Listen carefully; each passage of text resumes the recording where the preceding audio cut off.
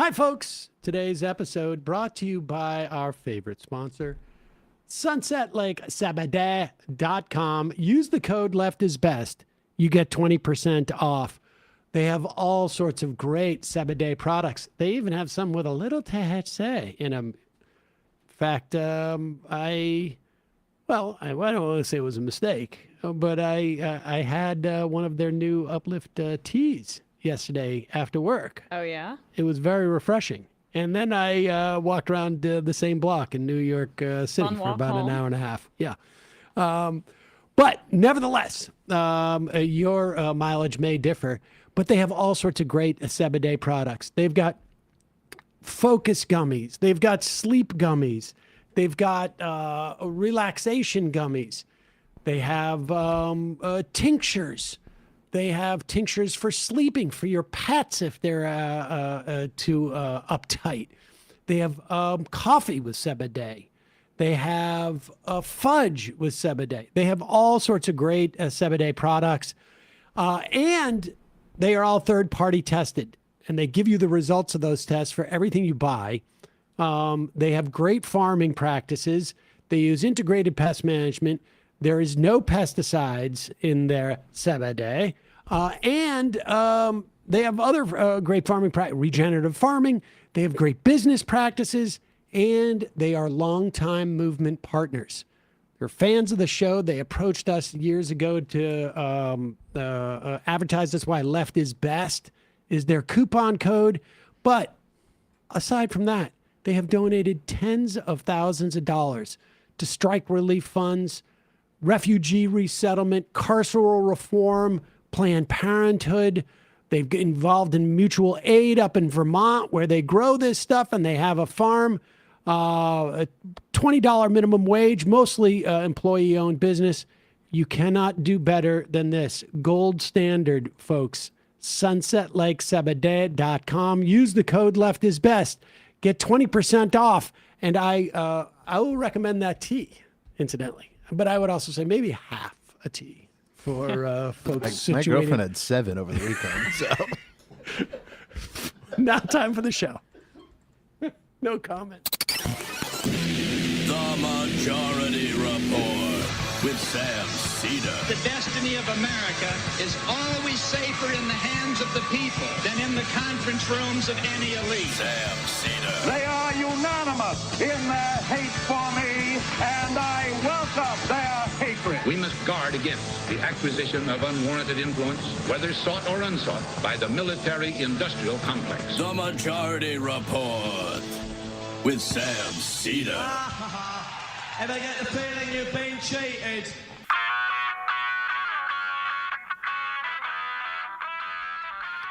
It is Tuesday, August 5th, 2025. My name is Sam Seder. This is the 5-time award-winning Majority Report. We are broadcasting live steps from the industrially ravaged Gowanus Canal in the heartland of America, downtown Brooklyn, USA. On the program today, redistricting war erupts as Abbott issues very limp arrest warrants over the Texas state Democrats busting quorum and preventing Abbott from carrying out Donald Trump's orders to redistrict for 5 new Texas seats. Meanwhile, Benjamin Netanyahu unveils full reoccupation of Gaza plan. Their cabinet meeting had to be suspended because it's apparently somewhat controversial there. Trump continues to whine about jobs data as the economy is on the brink. The Department of Homeland Security retracts a threat of withholding FEMA funds for cities or states or towns that dare to boycott Israel. Dozens of Democratic a dozen Democrat lawmakers call on Trump to recognize Palestinian statehood. And with tourism down dramatically in the country, International tourism. The Trump regime floats $15,000 bonds to people who want to visit the country. That's my love language, bribes. Ex-Fox News host and desperately ineffective Secretary of Transportation orders NASA to expedite plans for a nuclear power plant on the moon. These are not serious people. And Bolsonaro arrested for breaking a restraining order in his coup case. Apparently, he was supposed to not encourage Donald Trump to interfere. All this and more on today's Majority Report. Welcome, ladies and gentlemen. It is Newsday Tuesday. You've been very excited to say that, I feel like. Yeah, no, I'm in a good mood. I mean, I'll just say I became a cat parent last night. I adopted two kittens. Beaming. Yeah, they're really cute. They're two brothers. I love it. So I'm in a bit of a better mood, although that will be short. We need you to be Mamala of the country. Yes. I think my Smalls ad reads are going to be much better now because I'll be able to not just speak to your guys' experience, but to mine. But it's very sweet. They're so cute. And I can't wait for my good mood to dissipate in like 5 seconds once we talk about the news. I'll tell you, that's basically how I tracked with my kids. So, I mean, Cressy Gnome said, I thought it was 10,000 for the bonds. They're floating 15, 10, and 5. 4 countries where people have a certain rate of people visiting, overstaying their visas. Now, of course, this is designed to eliminate people who are not extremely wealthy.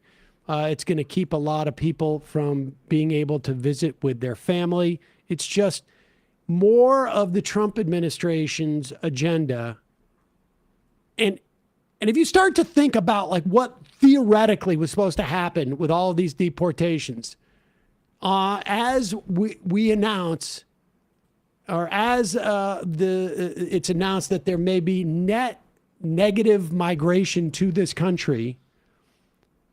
Over the past 3 months, we know at least 2 months ago, we added something like less than 30,000 jobs over the course of 2 months. That is absurd. That is absurdly low number of jobs being added. And even the most recent month came in lower than expected. And I would be willing to bet that unless Trump simply just didn't put out the statistics, we're going to find that number is revised down too. We'll talk more about that in a bit. But first, the freak out that wealthy people, and I want to say wealthy people because I don't even know if we know, the most vociferous wealthy people. Mm-hmm. The people who cater to wealthy people, the business people, as marked by CNBC, are so terrified of Zohran Mamdani and the prospect of him winning. And part of this is because, we saw what happened when Eric Adams won the mayoral race. It completely redefined the way that Democrats felt like they should run and position themselves. Now, that's a function of just how sort of weak they are in terms of having a particular agenda. And it certainly won't be as influential with Mamdani because there is an act of resistance to what Mamdani wants to do.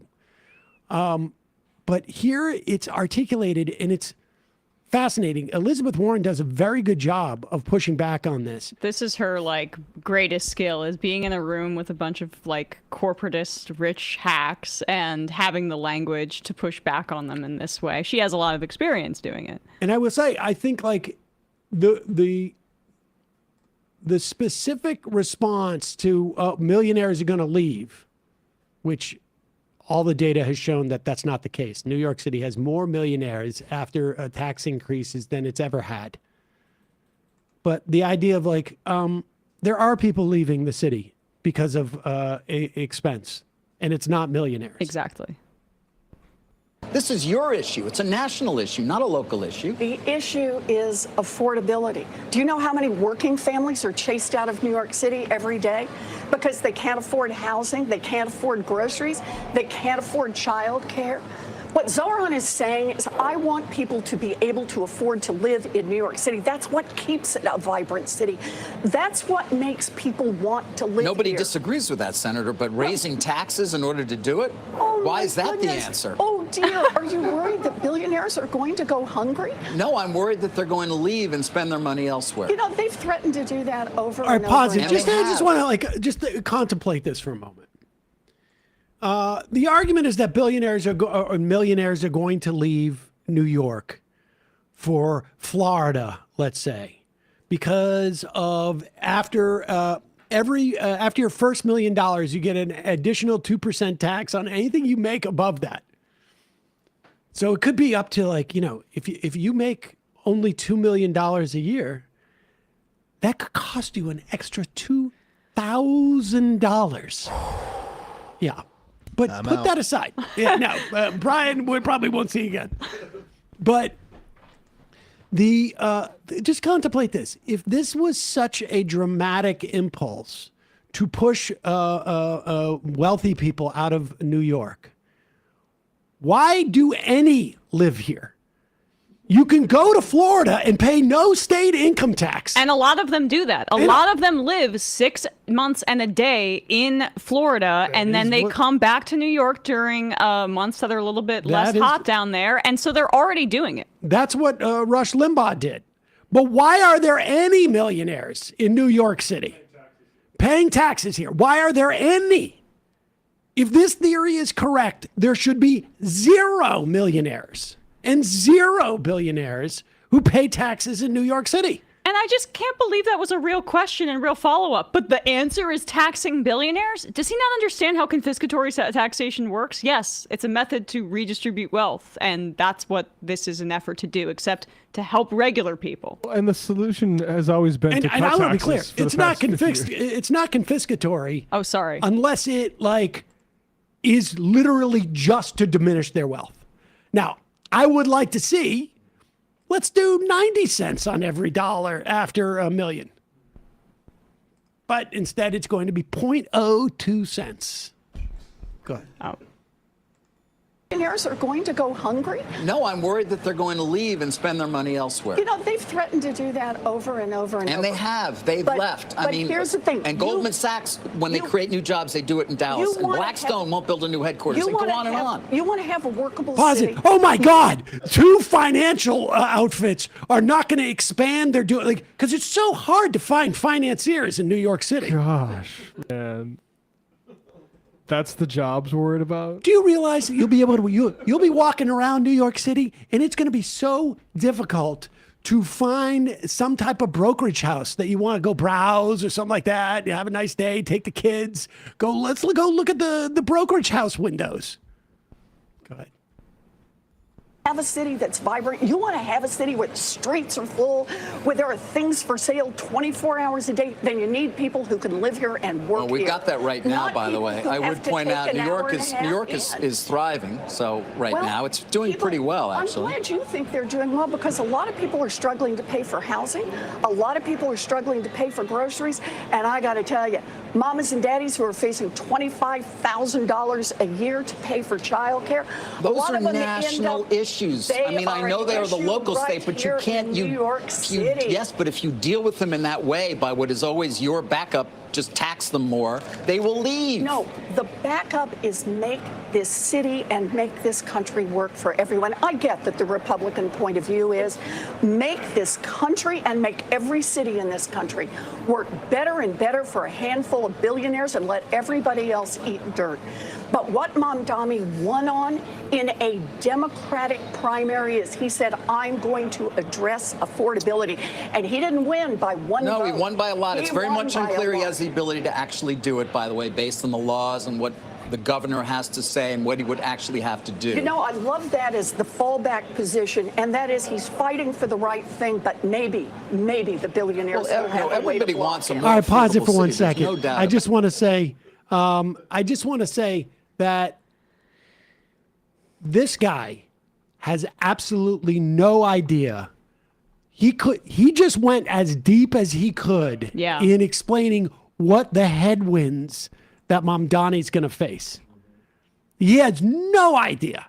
100%, not even a clue. If she had just stopped and said, what's going to be difficult specifically? I mean, that's it. It would have been over. But yes, it is a complete retreat from like, okay, when you basically put it between billionaires getting what they want and people eating dirt, okay, but none of this is going to happen. It's all pie in the sky. So what are you worried about? Right. That was his last refuge, basically, there. There was an article in the New York Times in, I think, February that showed that a quarter of New York City residents don't have enough money for housing and food. That's a national issue, Emma. It was a report done by Columbia and Robin Hood, and it found that the share of New Yorkers in poverty was nearly double the national average in 2023 and increased by 7 percentage points in the past 2 years. And you have the CNBC anchor arguing that we shouldn't be doing this 2% tax over income over $1 million in order to make it more affordable. Right. Move CNBC to Florida. I mean, isn't that an incredible statistic? It is double the national average and increased by 7 percentage points in just 2 years. And that is in part due to the crazy amount of wealth in this city and the fact that housing has been used, especially in like expensive cities like this, as speculative assets for rich people, including like international rich people and people that don't even live here that flip properties, and there's no housing for everybody else and no protections. Just to be clear, the 2%, the tax is 2%, not 0.02%. It is 2% of in that second million. So if you make $2 million, your taxes go up by $20,000. If you make $1 million, your taxes don't go up at all. It's that second million that you get the 2% on. Just to be clear. But I couldn't remember it either. So Molotov Burrito writes, and it can't help but feel highly critical of Warren's comments after she sabotaged the working class in 2020 by splitting the Super Tuesday vote. She speaks out when it's safe. First off, I don't know if I agree with your characterization of splitting the working class vote. I think the issue was that her critique of her was that she was the professional managerial class, regardless of whether or not she should have stayed in for Super Tuesday and whether that would have made a difference. The comments you should appreciate. I think it's important to sort of like judge these politicians rather than what you think is in their heart or anything else, just upon either their actions or, in this instance, they're pushing back on these narratives when necessary. There are things that Warren does well. There are things that she does poorly. Some of her political decisions I take issue with. But when she comes out strong for stuff like this, you should just appreciate that for what it is. It is pushing back on a narrative where there are very few other people who are doing that. She was one of the I think she was literally the first person to support Occupy. But nevertheless, here is Zoran Mamdani writing in X. Working class New Yorkers are leaving New York City at significantly higher rates than wealthy residents. This is according to research by Fiscal Policy Institute. Affordability concerns, especially housing and the cost of raising a family, are major drivers of population loss in New York State. The report notes that 90% of this loss comes from New York City, with Black and Hispanic residents, households with young children, low to middle income families most likely to live. In contrast, wealthy New Yorkers have left the state at much lower rates, with the exception of a temporary surge in their migration rates in 2020 and 2021, likely induced by COVID-19. In typical Solidarity. years, the average New Yorker has been 4 times more likely to leave the state than the top 1% of earners. Now, the response that the CNBC guy would give if he wasn't embarrassed to do it is, but They're poor. the millionaires, they're poor. They don't add anything. 1 millionaire equals like 10,000. Exactly. Exactly. More bang for your buck. And it is indicative of, and then the assumption is, oh, you need rich people so that other people can get money. Because if they're not in New York spending their money, now, to be clear, these rich people are not going to the deli and buying, No. whatever it is. They're not buying, they're buying high-end stuff that is completely untethered to neighborhoods or other places. They're not buying their, and they may be hiring a couple of people, but it exhibits what that person's perspective of is a definition of a good economy.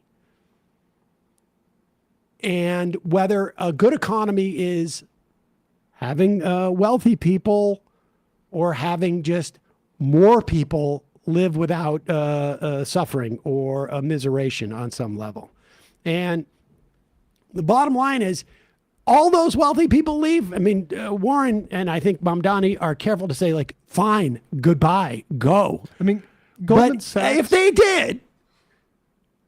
they did, you would see affordability increase. Exactly. And you would see a just as vibrant city, maybe not with the high-end stuff that you could get, that, like, $500 meal that you really desperately wanted. Gold It's sirloins. not going to be there.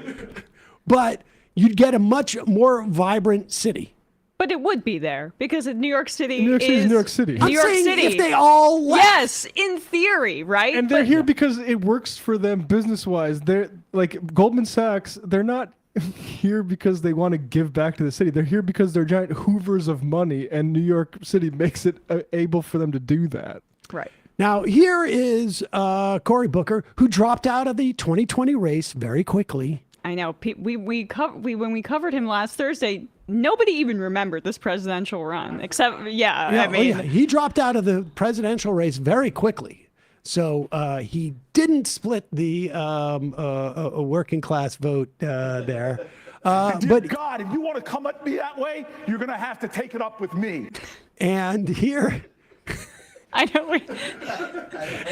But here he is asked whether he endorses Mamdani.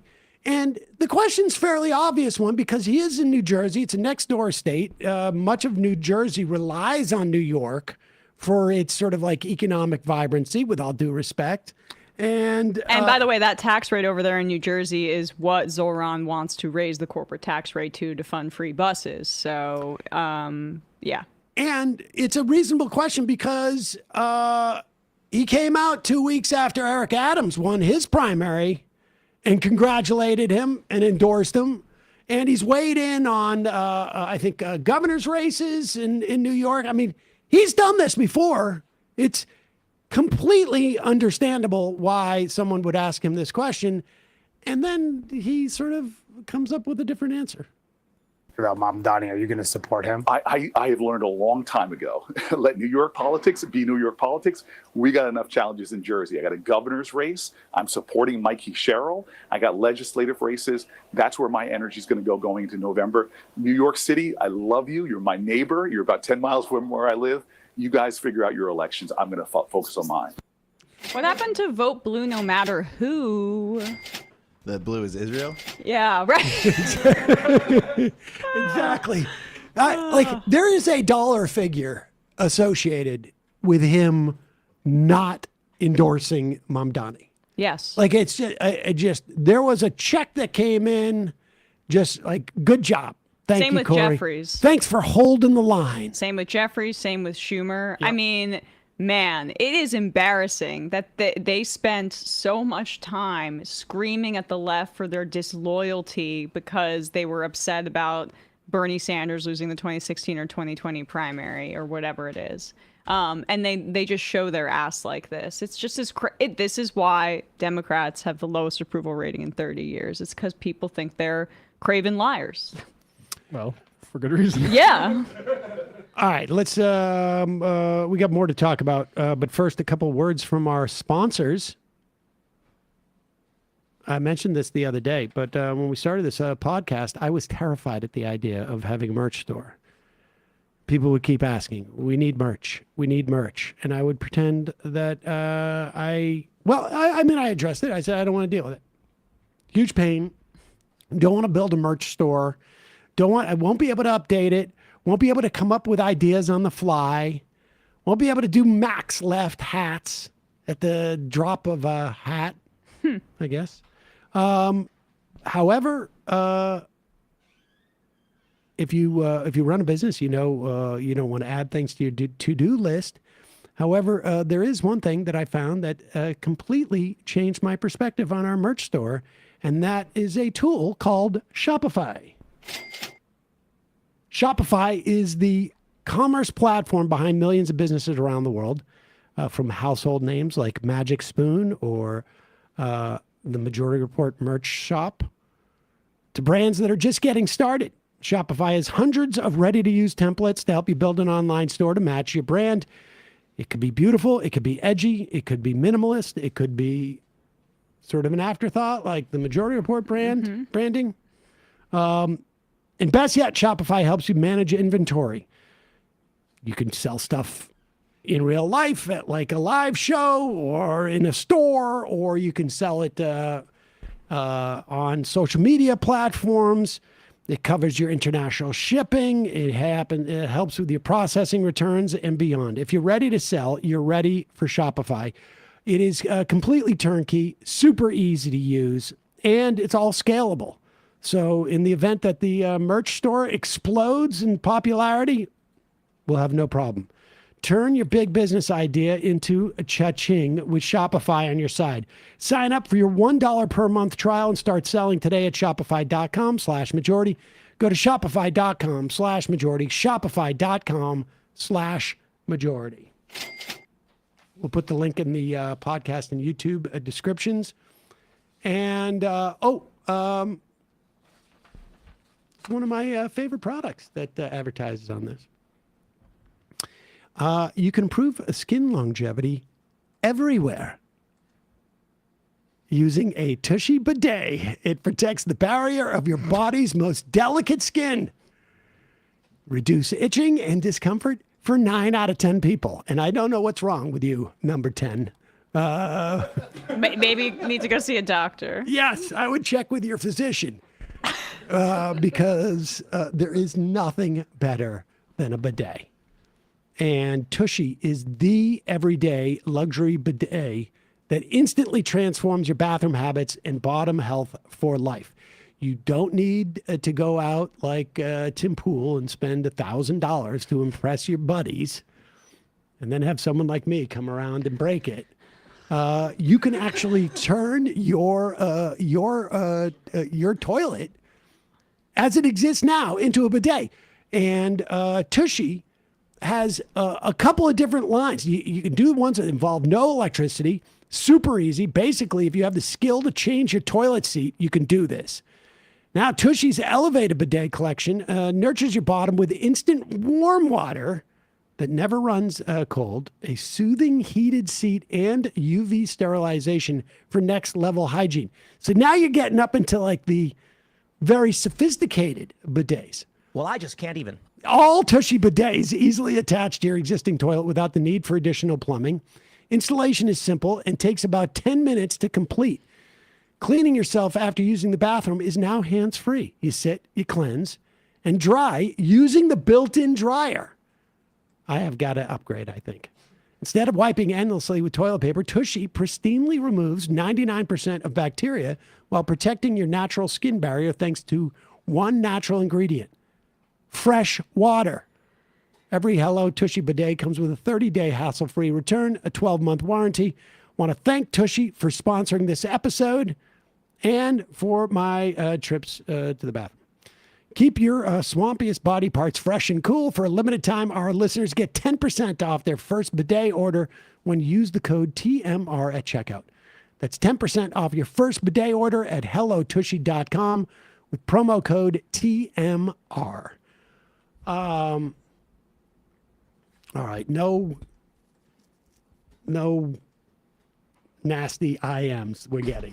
I could see Emma like sitting there cracking up. I'm not looking at you. All right, so look, this redistricting thing is fascinating. I mean, it's not a surprise the Republicans are doing this. I would say the bigger surprise is that we're seeing the Democratic Party. And again, this is just a pure partisan fight. There's no ideological issues associated with this. This is just, are you going to participate in politics in the way that it comes at you or not? And the Democrats at this point have what appears to have done is step up. 51 out of 60, at least 51 out of 60 Democrats in the Texas State House have left the state, denying Republicans quorum, so they cannot go forward with this special session to do a mid-census redistricting that would, at least in the hopes of Republicans, give them an extra 5 seats out of their state. Now, that bet that Republicans would be making is a little dicey because they're counting on the same numbers that they saw in 2024 will show up in 2026. And that is never a guarantee. But also it's not a guarantee, especially with Donald Trump at the top of the ticket, because we've now seen 3 presidential election cycles where he is able to get many more voters out, low propensity voters, in the way that the Republican Party is unable to in off-year elections. So even this is a gamble for the Republicans because if they would be gerrymandering, some of these districts are pinker as opposed to deep red because of how aggressively Texas is already gerrymandered. And this is Trump from the top making this decree, as opposed to like the Texas Republicans even kind of coming to it themselves. And the question is, why are Republicans pushing this so hard? Well, because it's an off-year election. The party out of power tends to win. But they're not just looking at Texas. J.D. Vance has flown to Indiana, hoping to get 1 seat there. They're looking at Ohio, I think maybe Tennessee. And here is a prime example of the problem that Republicans have with this off-year election. It's not just the secular, generic party out of power. We haven't seen much of this because Republicans are not going to town halls. And if they were, we would be seeing a lot more of this. They are terrified. They are terrified quietly, though, because there's not many examples. But Mike Flood, elected in 2022 in Lincoln, Nebraska, he's not afraid. And he showed up at his town hall last night. This is Lincoln, Nebraska. There are 750 to 1,000 people in this theater where he's having a town hall. And I don't know, my experience, if Lincoln, Nebraska is this well organized with Democrats, then I think Democrats are doing quite a good job because it's not the first states that they would be doing this in. So it gives you a sense of the anger that exists out there towards Republican lawmakers. It's just that we don't see it because they don't expose themselves to their voters. We have a next question right here. My question is fiscal. With $450 million FEMA dollars being reallocated to open Alligator Alcatraz and $600 million taxpayer FEMA dollars being used to now open more concentration camps and ICE burning through $8.4 million a day to illegally detain people, how much does it cost for fascism? How much do the taxpayers have to pay for a fascist country?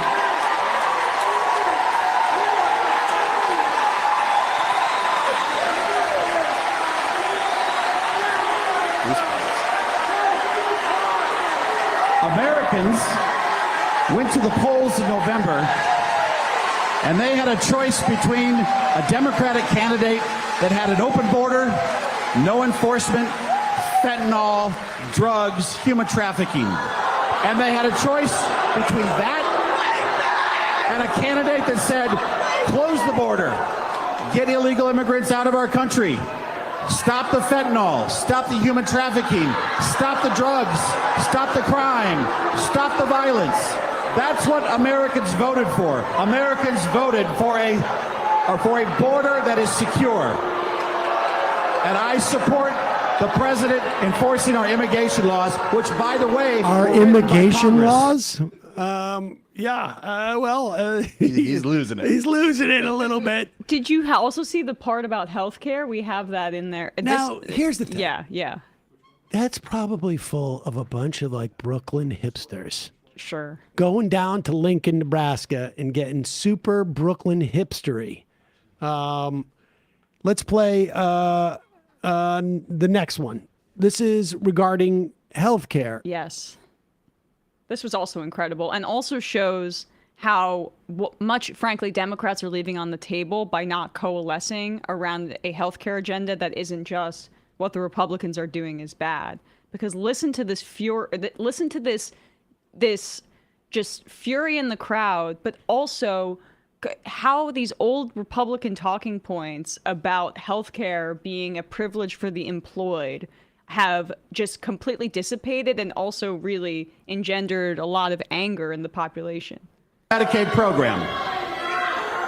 One of those changes is that if you are able to work and you are able-bodied, you have to work. If you choose not to work, you do not get free health care. You do not get free health care. Okay. So here's a question. Do you think that people who are 28 years old... Pause it for 1 second. He's going to say, do you think that people who are 28 years old should get free health care? Now, let's be clear. This is a canard because we have seen two examples, Georgia and Arkansas, that have done work requirements. And all it does is it ends up driving people off of Medicaid who are perfectly eligible. However, the bureaucratic hurdles are designed to keep them off. Their ability to sort of like have to constantly update on how they work. I mean, have you ever been late for your insurance premium payment? Have you ever been late for have you ever been exhausted by the amount of work you had to file with your insurance to get reimbursed? Now multiply that times 5 or 10 for somebody who is actually working and struggling to have time to do these type of things. So the scenario he's setting up is false, A. And B, this R plus 10 district, not necessarily with their talking program. Do not get free health care. Okay. So here's a question. Do you think that people who are 28 years old that can work and refuse to work should get free health care? I don't think that a majority of Nebraskans agree with you. Oh, well. Can I rephrase? Do you think America should be the only country that uses the cudgel of you get health care or not to drive people to labor, which is what this is about? Well, and let's also be clear. The real question is, do you think that this 28-year-old should be prevented from getting health care at the cost of 5 times that one person to lose their health care? Because that's what studies show happens. That it's maybe even higher than 5 times. That's what studies show happen in the real world. We have data on this. And we'll have more data. There's a reason why 14 million people are going to lose their Medicaid, and it's not because they're not working.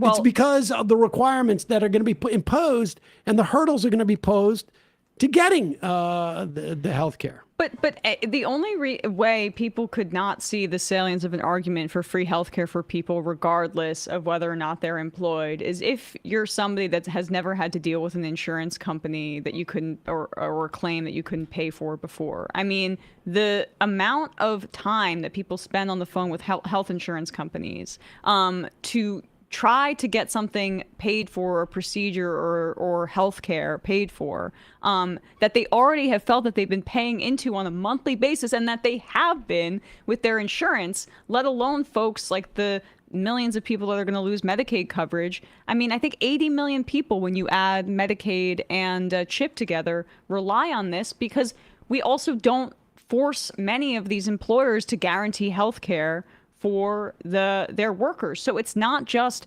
people who are these 28-year-olds in the basement or anybody that's unemployed.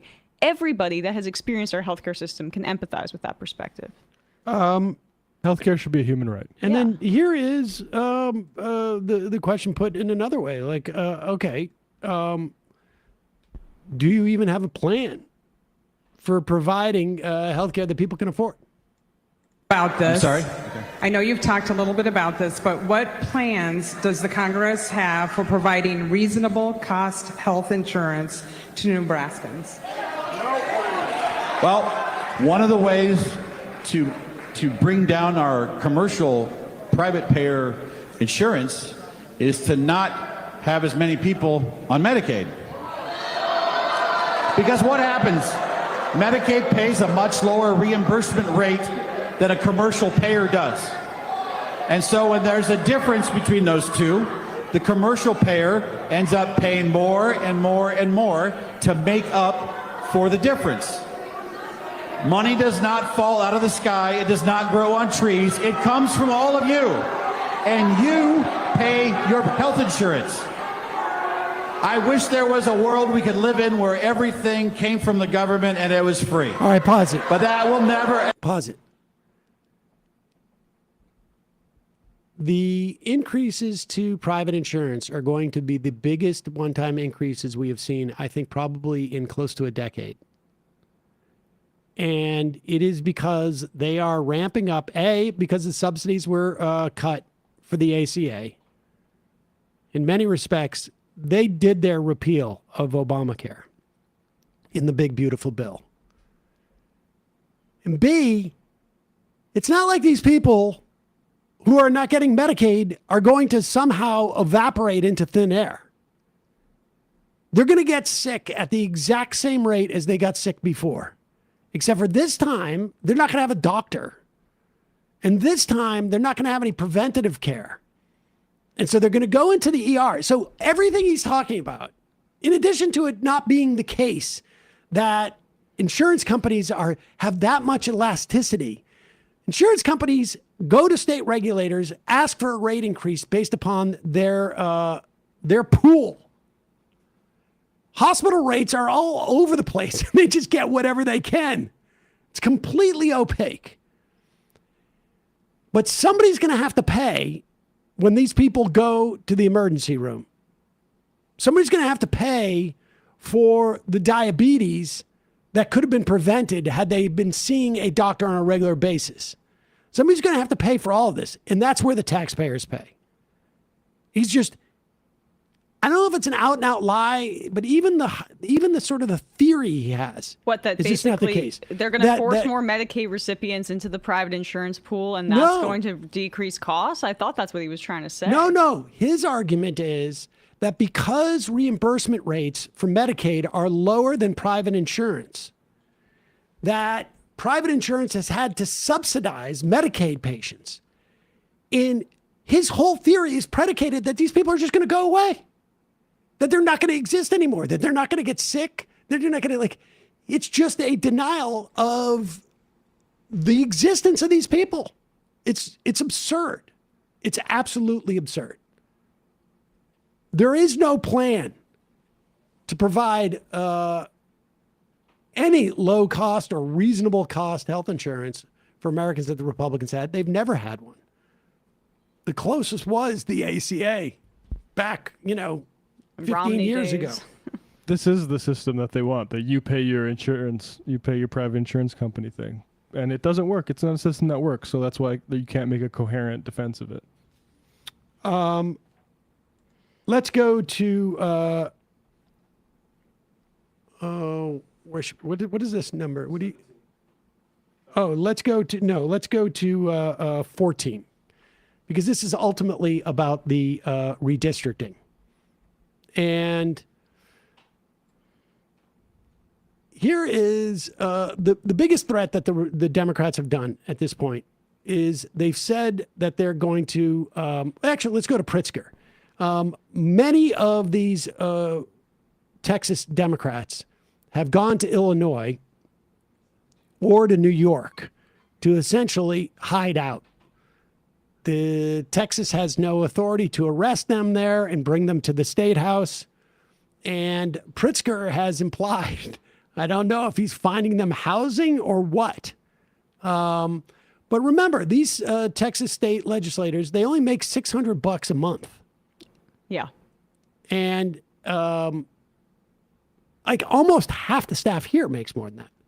And $600 a month.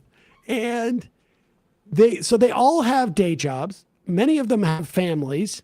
So they're going through, this is a difficult time for these people. And here's Pritzker today, this morning. Ken Martin is there.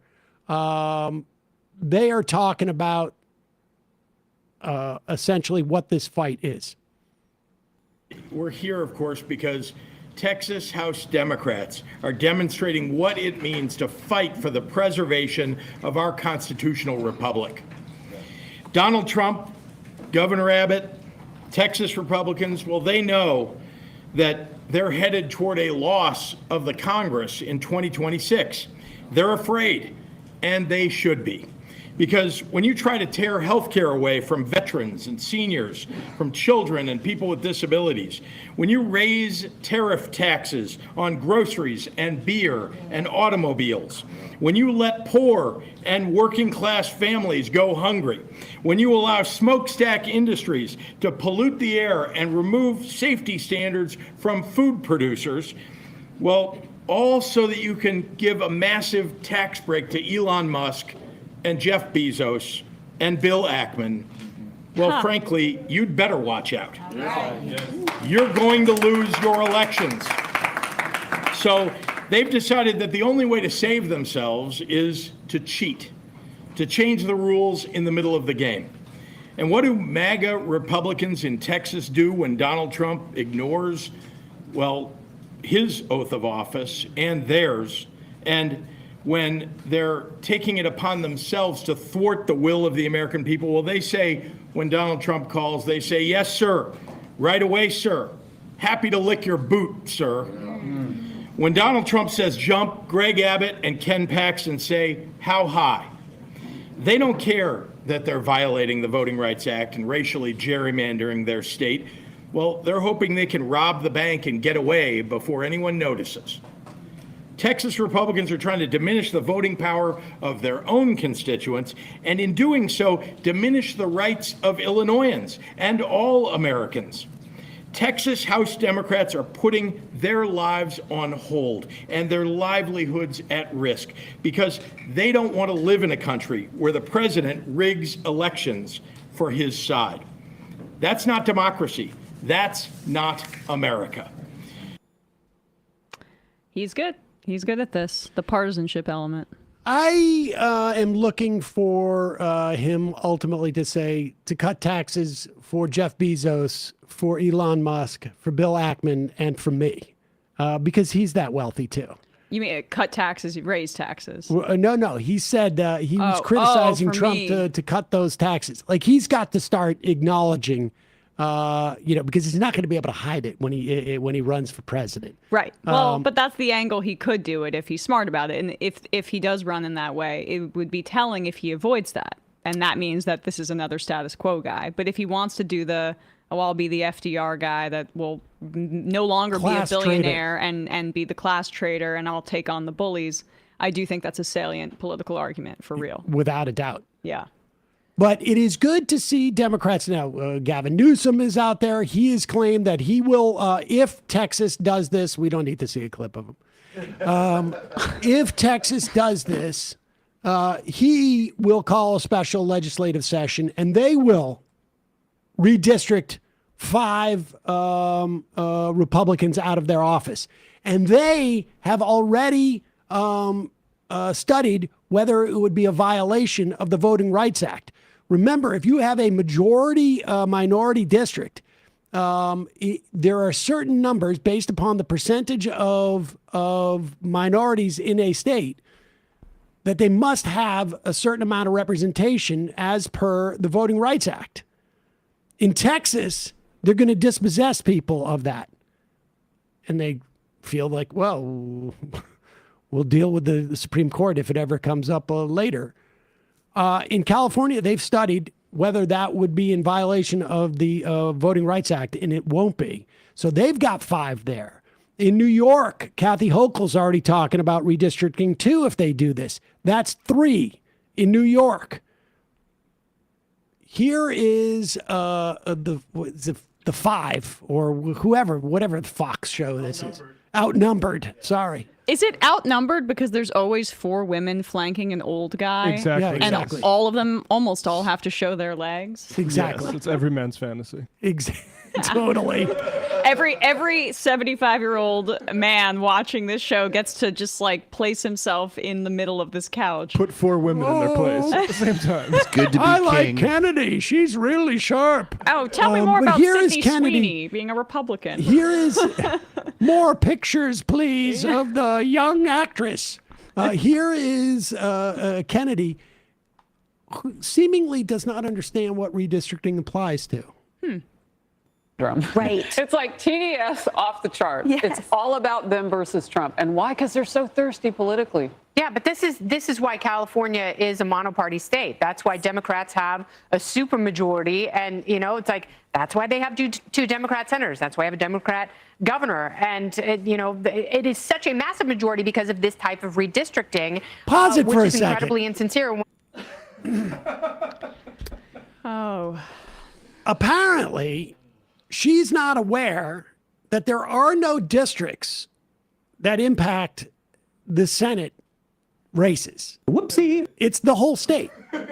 Yeah. The governor, like the only redistricting that could possibly happen is if you were to actually redraw the lines of the state of California. Take parts of Nevada. Yeah, but take only the blue parts of Nevada. And that's how no, the reason why California is a mono-party state is because Republicans shit the bed there years ago with Pete Wilson. Basically killed their chances in that state. It has nothing to do with redistricting. Otherwise, you wouldn't see a Democratic governor and 2 Democratic senators. And also because part of why the Democratic Party is behind on this is because of states like California dropping the ball and not doing partisan gerrymandering in reaction to the Republicans doing so. That's part of why California is such a central focus, because it would be doing away with the independent redistricting commissions that Democrats have said we're so much better than the Republicans in so many of these states that they've relied on. That's why California is centrally focused here, is because this is like the threat, gerrymandering. It actually Same with New York. Yes. Same with New York. But it's just a stunning amount of ignorance, and nobody seems to catch her on this. Because she's supposed to be like the liberal. Oh, she's the. No, she's not. She's a libertarian. She looks like that. I've confused that liberal with her. Oh no, she's I'm not just saying that one. like she's not a MAGA person. Oh, she's the reasonable, intellectual one. You can tell. She reads she's the got the She glasses. actually reads the news. Okay, gotcha. She's like the MTV Buckley. Yeah. Is a monoparty state. That's why Democrats have a supermajority, and it's like that's why they have 2 Democrat senators. That's why they have a Democrat governor. And, it is such a massive majority because of this type of redistricting, which is incredibly insincere. Whenever Republicans start to get a stronghold in a certain part of the state, they carve it apart. Right. I'm not a huge fan of this. And I think that, you need to run better candidates if you're worried that your party is out of power, and, offer voters better ideas, because this is not a fight. This is cowardice. So if you are expecting your caucus to grow, you're doing it wrong if you're running to another state where the obese governor might eat you. Wait, what is she even babbling about? Does she go by one name? Like she's Beyonce or something? She was an MTV VJ. She really was. Honestly, I couldn't even make sense of the last part of what she was saying. I think it was a shot at Pritzker. Yes. No, I get the part about the Pritzker thing, but she's seemingly criticizing Abbott for redistricting and not having better candidates to beat these, while blaming Pritzker for enabling the Democrats for stopping Abbott from doing what he's doing. Right, exactly. Like they instigated this. And also, J.D. Vance is taking trips to Indiana. Hogan's Heart Doctor says if Democrats already have the power to redistrict and give themselves the edge, why aren't they already not doing it? In California and in New York, Democrats passed legislation to have an independent commission do it. Personally, I think it was naive. They are now starting to realize it was naive. Yep. And so the threat is we're going to have the Democrats. We have the numbers in these states. Despite the fact that we have an independent commission that does the redistricting, we're going to redistrict. And I hope they don't just do it for congressional. I hope they do it for state legislatures. Oh, yeah. I am very much comfortable with no Republican state legislatures or assembly. I'm very comfortable with that idea. Until there's a Supreme Court case in sometime in the future or a federal mandate and law that there is a all independent committee redistricting in all 50 states, every Democratic state should be responding with gerrymandering. That's it.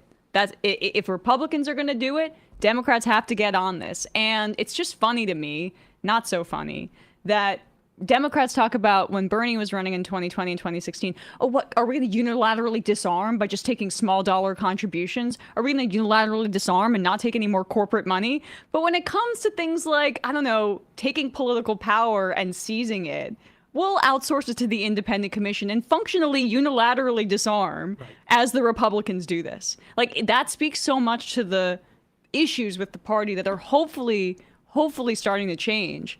But, we're behind on this, and it's the Democrats' fault for being weak and Pollyannish, to put it mildly. All right, let's change focus for a bit. We'll go to clip number 1. You've probably seen, and I know we've played at least one clip of this guy or two.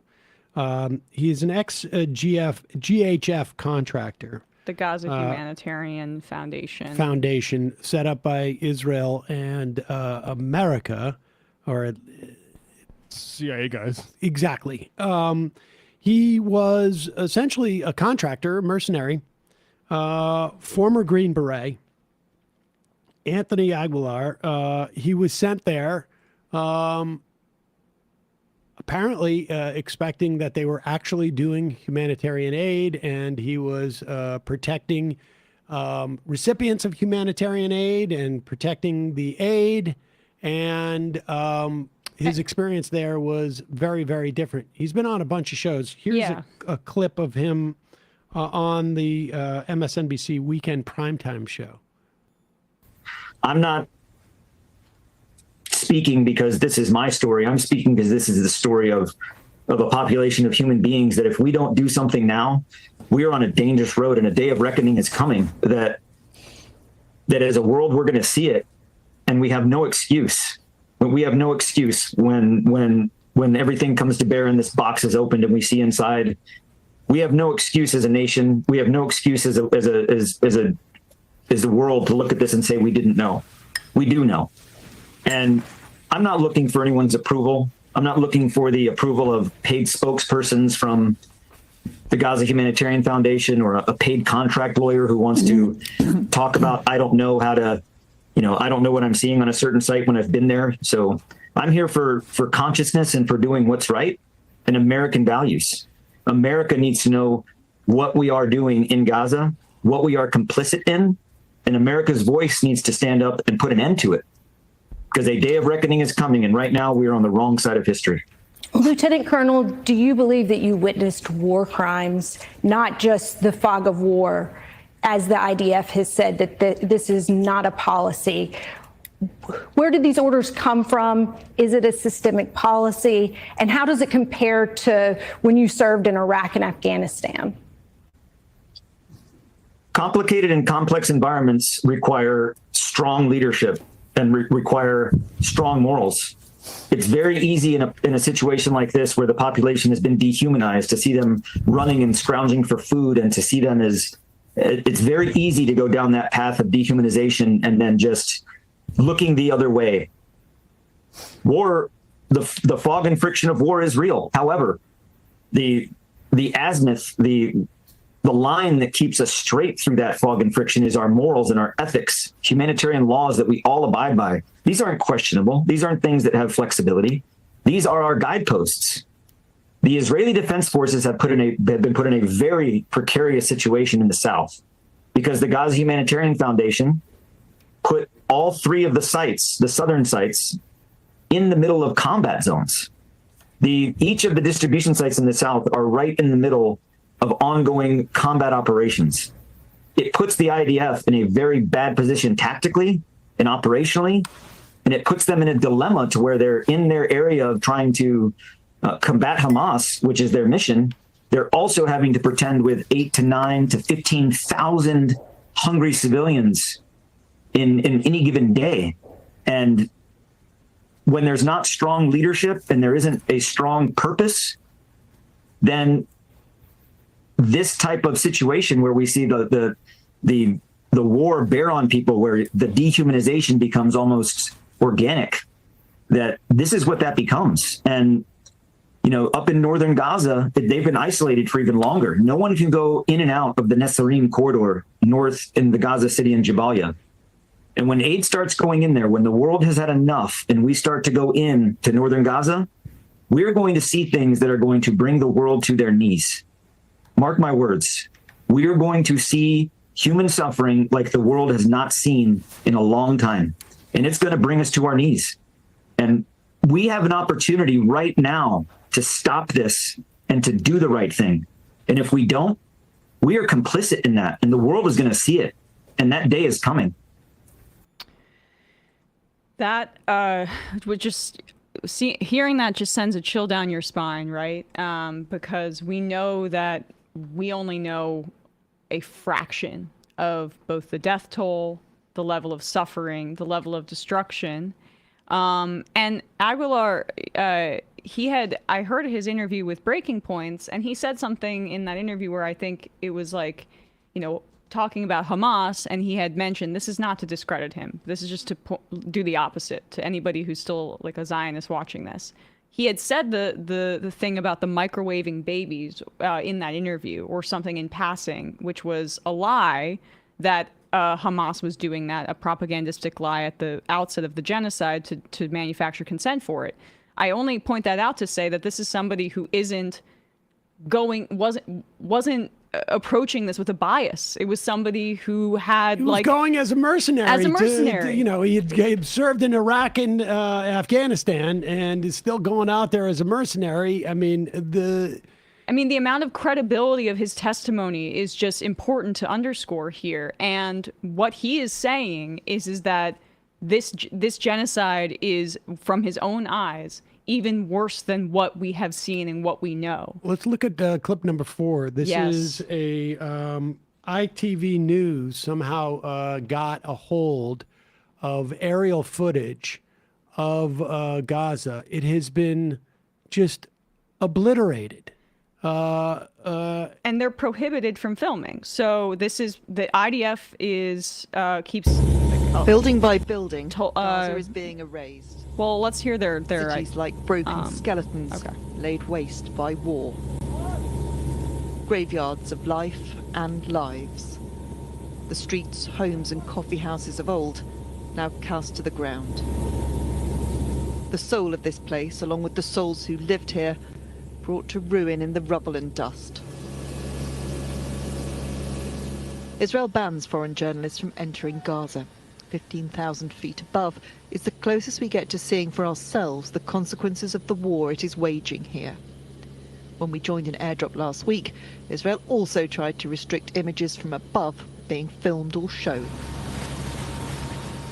Aid being dropped from this flight is to those who are trying to survive in this hell. This was Gaza before the bombs started falling, a place of life where normal lives were lived. There is no sign of that normality now. This is one of the explosions which destroyed Gaza, targeting the Turkish-Palestine Friendship Hospital, the only specialist cancer hospital in Gaza. This is what's left of it now. This was the Al Wafa Old People's Home. We can't say what's become of its residents. This was a primary and secondary school. We can't say what became of the pupils.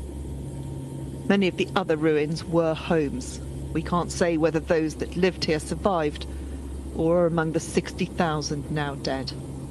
Under international law, it is a war crime to target schools, hospitals, and other civilian sites. All right.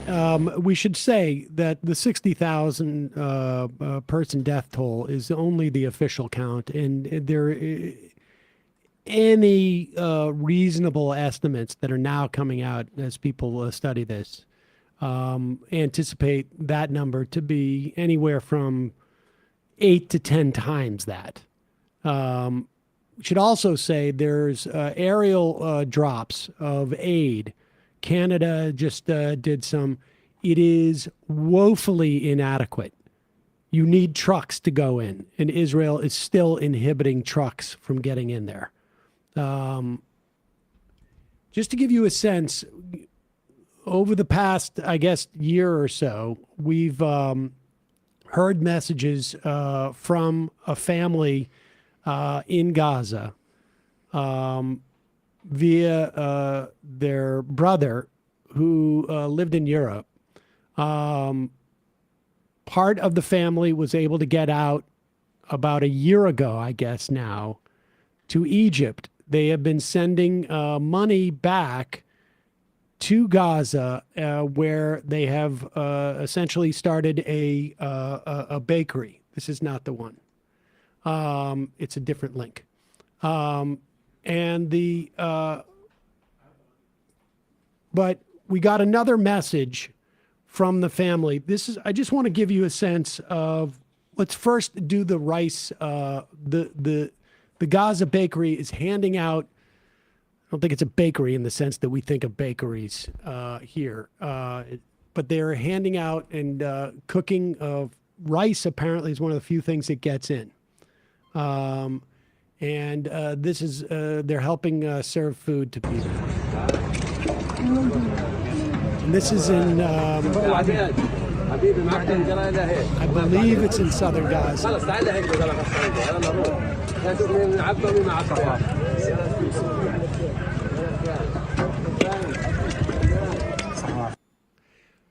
I want to show you a picture of Muhammad, who we've spoken to on the program, his brother. There are 3 pictures. We're going to start with it's basically before and after. This is a little disturbing. This was Muhammad's brother, Kadar, a couple of years ago. And then the interim is a picture of him here. And then the most recently, this is the latest picture. You can see that he has lost an extraordinary amount of weight. It's just, this is what's happening in Gaza. We also have an audio message from another member of the family that they wanted us to play. It's upsetting just to hear the level of desperation. But it's important for them to know that people are at least aware of what's going on in Gaza. Let's play this audio. My name is Rina. I'm 21 years old, speaking from Gaza. This is a first-hand account.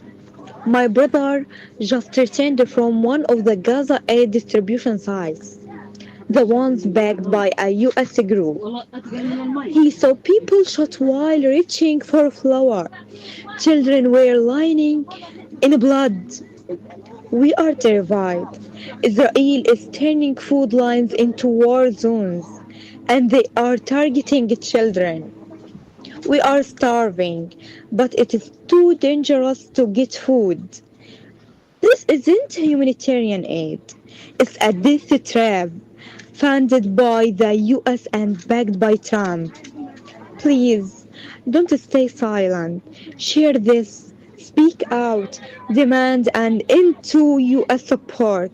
We just want to leave. We have a link to the Gaza bakery. This is not it. It's I sent it in the chat. Emma sent it in the chat.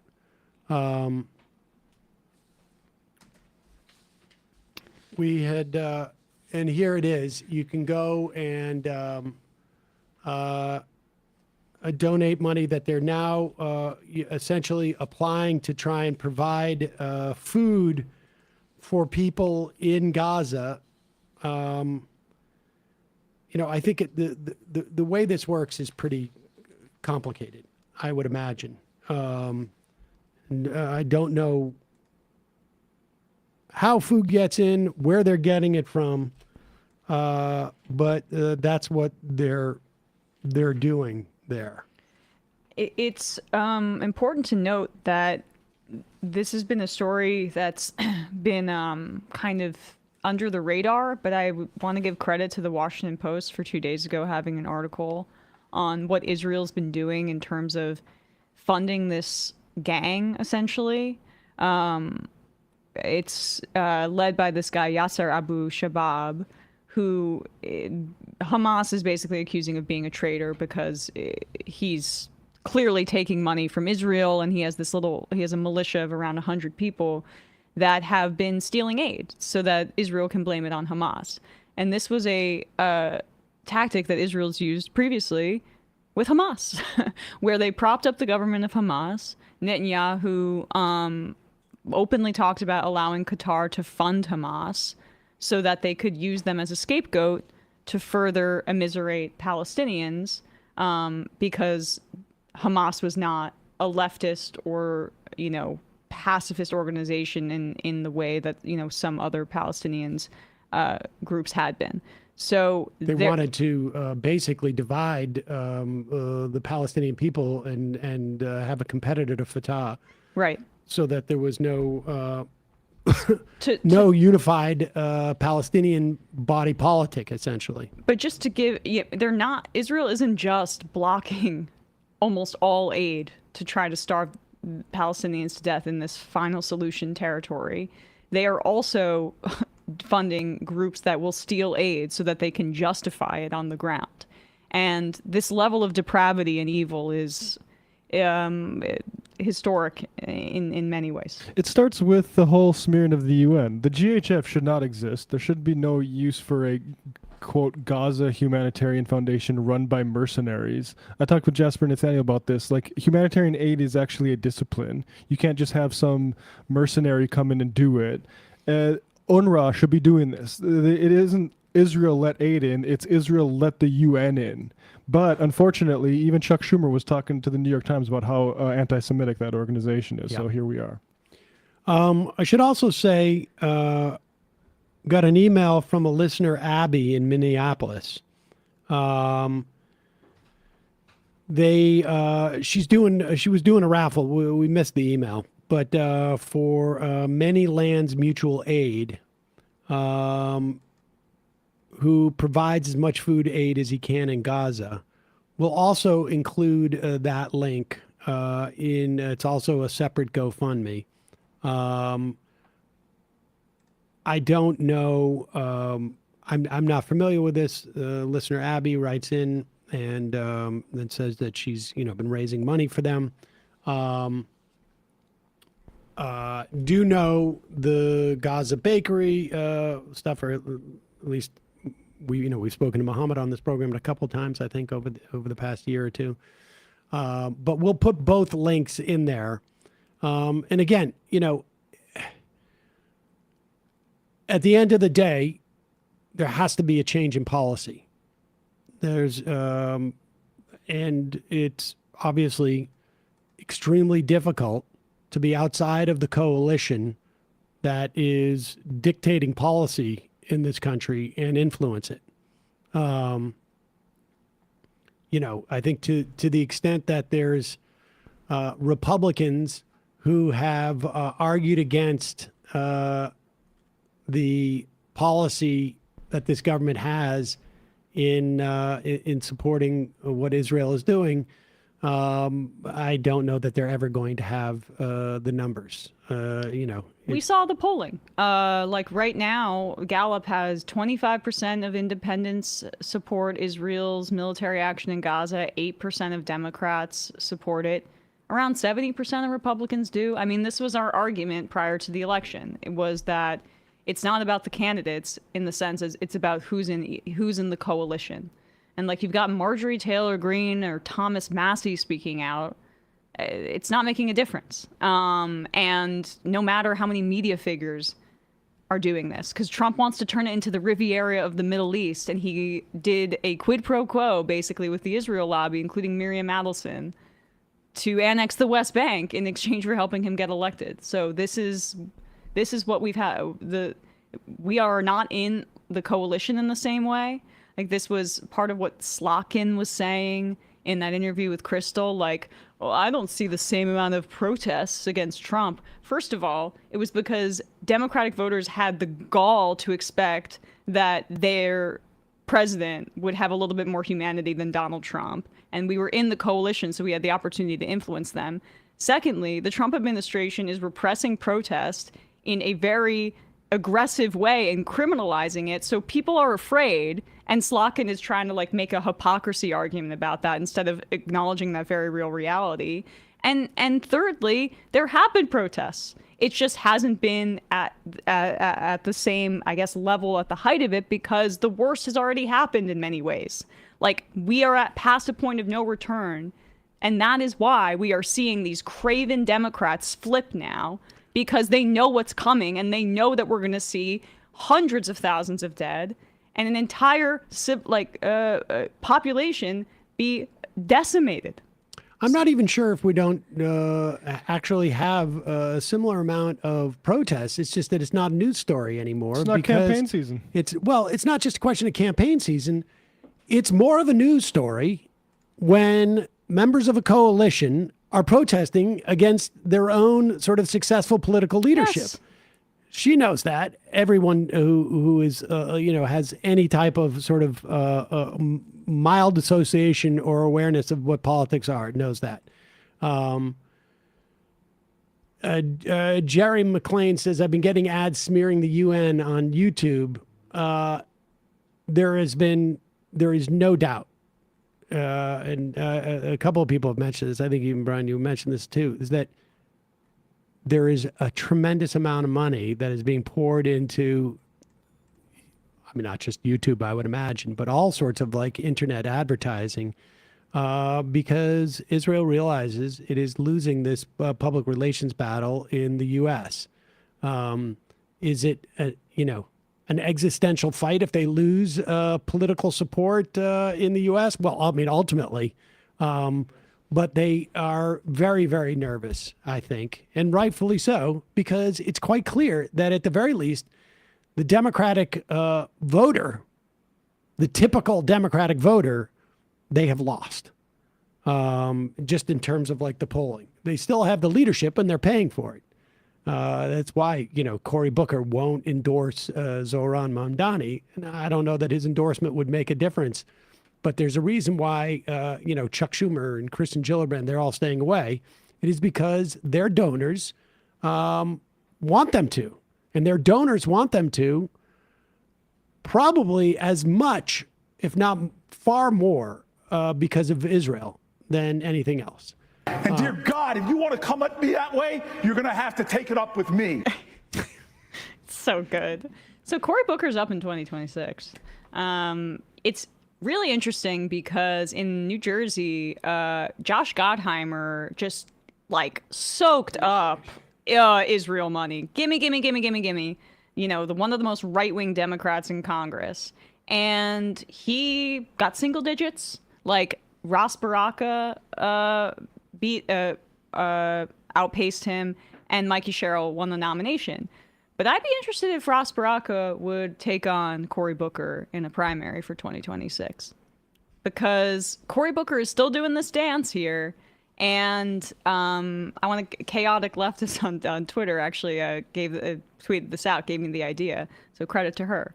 But I think that there could be some Democrats that are taken by surprise by how there's going to be a motivated voting population to come out for somebody that rejects AIPAC money and this level of support for genocide. I know one Democrat who I think was taken by surprise about the depth and the importance of this issue to Democratic voters, and her name was Kamala Harris. Yep. And it's sort of shocking because, you know, again, I keep thinking about that poll that Harry Enton showed over the past 8 years or 10 years, how dramatically, like tens, I can't remember, with dozens of points difference between that has shifted in terms of sympathy with Israel versus sympathy with the Palestinians. And surely the people on Harris's campaign must have known this. And they made a calculation that the financial support that we're getting from a certain donor class is more important than these actual opinions of these Democrats. And, you know, with these things, you can never know for sure what is the one thing that depressed turnout, depressed activists, cost you votes. But there is a lot of evidence that it had a far greater impact than they anticipated and may have been determinate. Then trans issues, for example. Then trans issues, because of what supporting Israel codes as for a voter. It means you're an establishment person who can't be trusted. That's what people think. When you take AIPAC money, they think bought not for me, for the Israel lobby, for corrupt interests. That is the line of demarcation. So even if you want to be all cynical about it, the consultants have motivated reasoning to say that supporting Israel is not going to cost us elections because deal. They're all making money together. People are actually cool with it. This whole like well-funded class that has successfully both like manufactured candidates that have this ideology, but also insulate like Democrats from just craven political realities about what would benefit them electorally is one of the most corrupt things ever. We'll talk about that article in tomorrow about where all this money is going in the DNC. I mean, this is a major problem, and it's a deeply depressing reality that we squandered the organizing from 2008. And less than 20 years later, we are in such a horrific position with the Democratic Party, at least on a national level, where this is what makes sense is like these Democrats in Texas or in Illinois or on the state level, they are so much better equipped to deal with this than our AIPAC-funded, corrupt career Democrats in Congress who are so out of touch that it's completely destroying the brand of the party and preventing us from mounting an opposition to fascism. They're fatally corrupt in a way that's historically almost unprecedented. Yep. B. Dan from San Diego. I bet Kamala was pro-Palestine. She would have won had she been. I don't even think. Personally, I think things would be better than they are now in terms of our Palestinian policy than Trump. And, you know, it's impossible to prove a counterfactual. But I don't even think that she would have had to have been actively pro-Palestinian. She needed to indicate that she was open or was interested in changing our policy from that time. And that could have been indicated by any number of things. Let a Palestinian speak at the DNC with the most sort of benign speech that you could possibly imagine from a Palestinian American lawmaker, which would have at least indicated that there is some recognition that Palestinians are human beings, which would have been a significant upgrade from what the Biden administration had done. Again, like I'm not being Pollyannish here. I don't think that I don't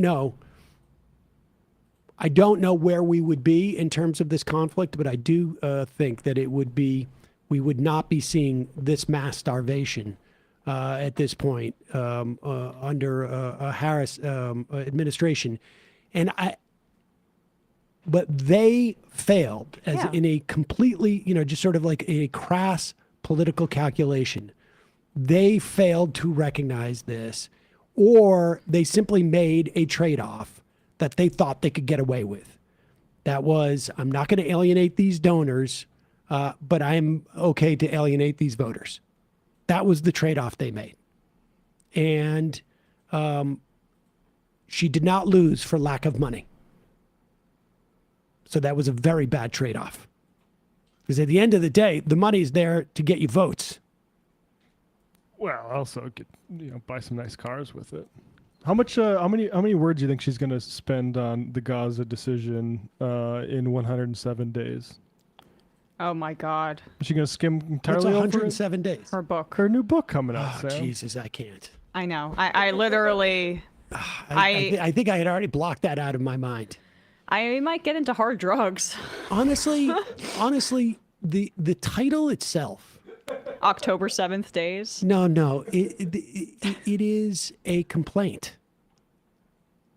Oh yeah. The title itself is a complaint. Didn't let me cook. Just needed more time to get to know her. How about the word unfair? I mean, yeah.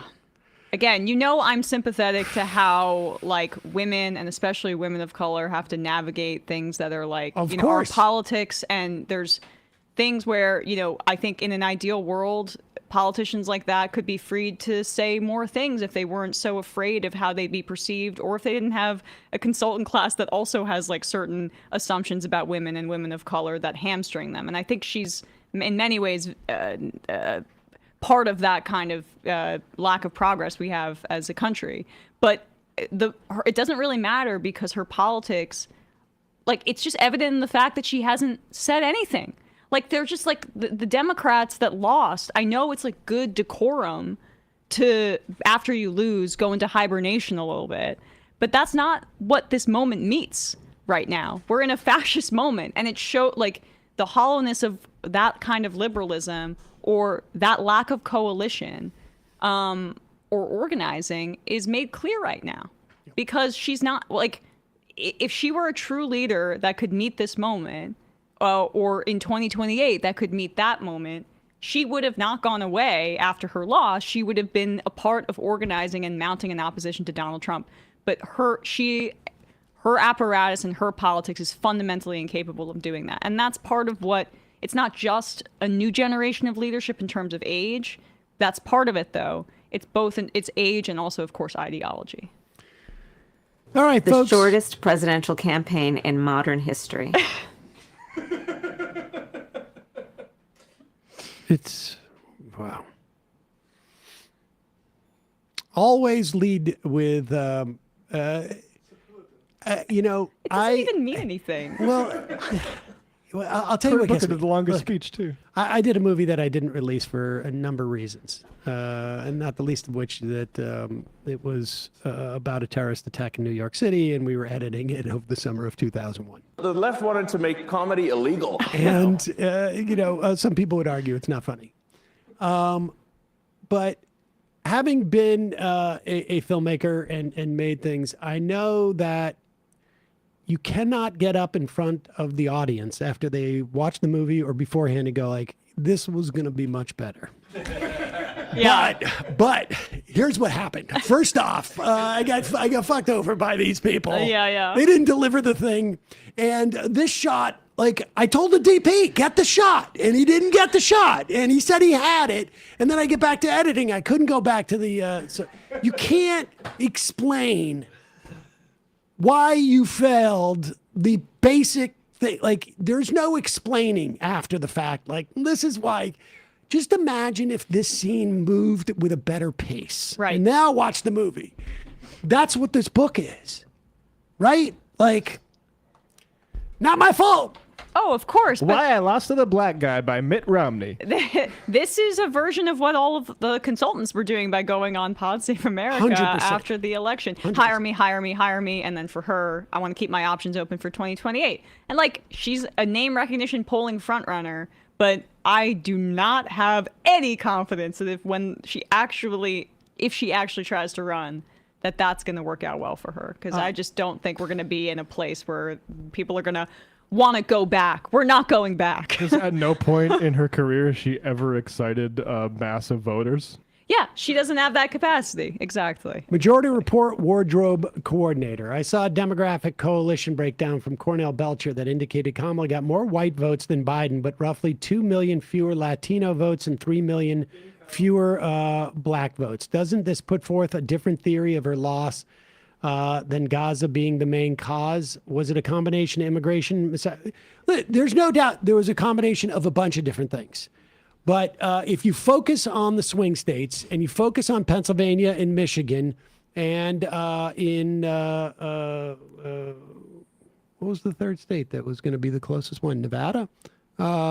If you focus on, at the very least, Michigan and Pennsylvania, you can look at the polling there. But also, you're depressing the activist class. The people whose job it is to get people out to vote, you depress them. I know that for a fact. Yep.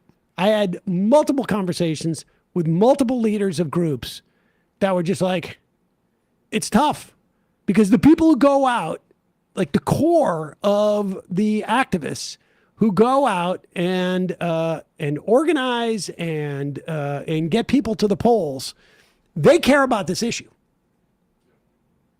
That just happens to be the case. I mean, I remember talking to somebody after Biden dropped out and the relief that he was gone and they had a somewhat blank slate to get people to go knock doors under Kamala was, you saw it in the polls. There was a huge rise in Totally. Enthusiasm, and then it was squandered. I'm not saying it's the only issue. I'm not saying it's the only issue. I think yeah. like it's but again, who knows if it was determinate, but certainly that and the pivot they made, basically starting with the convention, just was one thing on top of another. She had a 4-point lead. Depressed her own people. She had a 4-point lead leading up to the convention, but that's when she dropped "We're not going back" and the weird stuff. Yeah. What, you don't want to talk about anymore? No, let's go. Let's go to the fun half. I'm already on the brink. It's 1:35 already. This is not like a freebie Friday. Jeez. Become a member already. Although you apparently don't need to get the whole show practically for free. Who's going to listen to an hour-and-a-half podcast on Tuesday when we get another one on Wednesday? Folks, it's your support that makes the show possible. You can become a member at jointhemajority.com. When you do, you not only get the free show, but the free show ends up being the whole show half the time. Oh my God, Ezra Klein had Mahmoud Khalil on. Also, justcoffee.coop, fair trade coffee, hot chocolate. Use the coupon code majority, get 10% off. Matt, Left Reckoning. Left Reckoning tonight, Kylie Chung talking about reproductive justice, the response from Democrats, the inherent violence involved, and basically how suppressing ability to get, say, reproductive health care plays into the hands of abusers. So Kylie's a great writer on this. Looking forward to talking about her new book, Coercion, tonight, 7 o'clock Eastern time. See you in the fun half.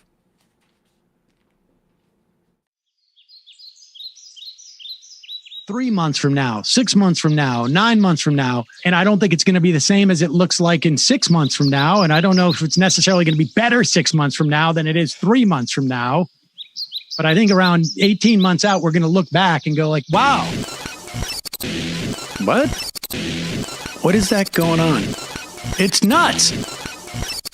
Wait a second. Hold on for a second. Emma, welcome to the program. Hey. Matt. What is up, everyone? Nomi Key. You did it. Let's go, Brandon. Let's go, Brandon. Bradley, you want to say hello? Sorry to disappoint everyone. I'm just a random guy. It's all the boys today. Fundamentally false. No, I'm sorry. Women's. Stop talking for a second and let me finish. Where is this coming from, dude? But dude, you want to smoke this 7-8? Yes. Hi, me? Is this? Yes. Is this me? Is it me? It is you. Is this me? Hello? Is this me? I think it is you. Who is you? No sound. Every single freaking day. What's on your mind? Sports. We can discuss free markets and we can discuss capitalism. I'm gonna go throw up. Who libertarians? They're so stupid, though. Common sense says, of course. Gobbledygook. We fucking nailed him. So what's 79 plus 21? Challenge Matt. I'm positively quivering. I believe 96, I want to say. 857-210-35 501 1/2 3/8 9/11, for instance. $3,400, $1,900. 5, 4, $3 trillion sold. It's a zero-sum game. Actually, you're making me think less of it. But let me say this. Poop. You can call it satire. Sam goes, it's satire. On top of it all, Yeah. my favorite part about you is just like every day, all day, like everything you do. Without a doubt. Hey, buddy, we see you. All right, folks. It's just the week being weeded out, obviously. Yeah, sun's out, guns out. I don't know. But you should know. People just don't like to entertain ideas anymore. I have a question. Who cares? Our chat is enabled, folks. I love it. I do love that. Look, gotta jump. Gotta be quick. I gotta jump. I'm losing it, bro. 2 o'clock. We're already late, and the guy's being a dick. So screw him. Sent to a gulag? Outrageous. Like, what is wrong with you? Love you, bye. Love you. Bye-bye.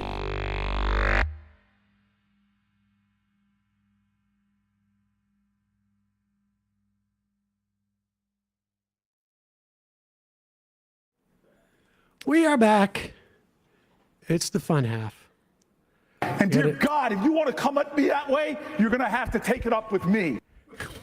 I don't understand that. We were having so much fun with that on Thursday because, like, it's you say that when you're trying to protect somebody else. Like, if you're going to come at Sam like that, you're going to come through. I got to get through me first. And Right. He must have misspoke. Right? What was the broader context? No. That was in the thing where he was upset they did the unanimous consent to pass some stuff in the Senate, and he wasn't getting cop funding. No. This is the specifics of it, Sam. You'll understand why he's super animated here. Klobuchar wanted to do unanimous consent for funding for specific police training and gear.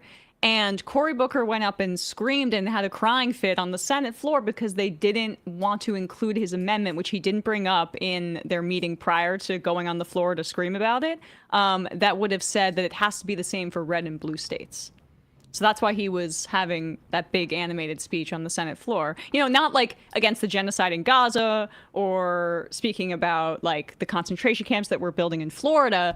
It was about not including his amendment to make sure that the police funding allocated was not partisan. I'm standing for my police officers, is what he said. But was it his way of like establishing his Fighter bona fides? But also his bona fides for a fight for red states too. Yeah. Well, and cops in blue states mainly. Oh, he was, but he wanted to make sure that it was like I stand up for. There's no red America. There's no blue America. Basically. And if you want to come at me that way, then you're going to have to come at me. And dear God, if you want to come at me that way, you're going to have to take it up with me. Was that an aside where he was actually talking to God?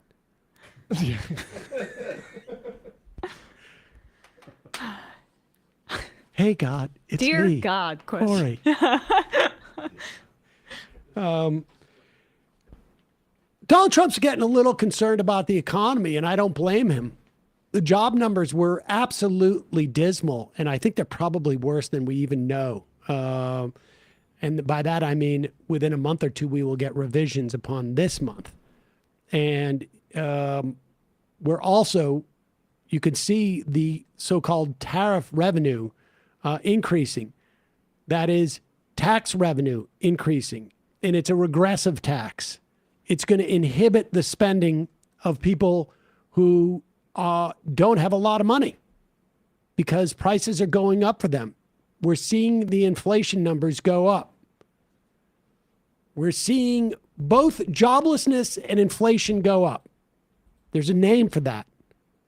It's called stagflation. It's very bad because ostensibly, the more people work, the more opportunity there is for inflation because you have more capacity to buy things.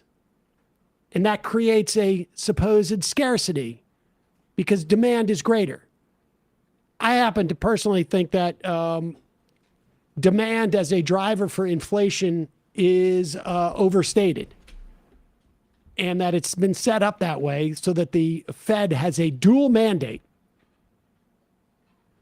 to increase employment, but also to keep a cap on inflation.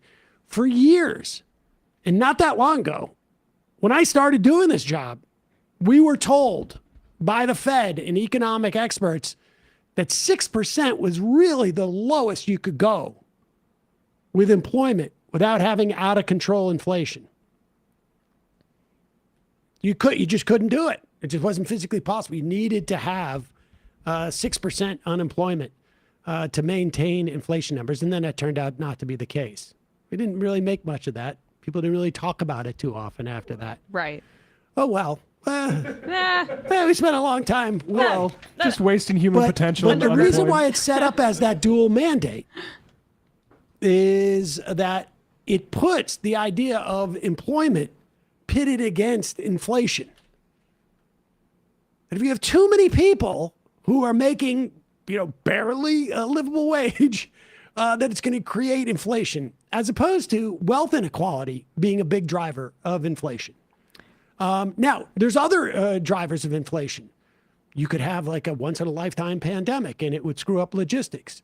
Or you could have corporate price gouging because they found a justification to raise prices.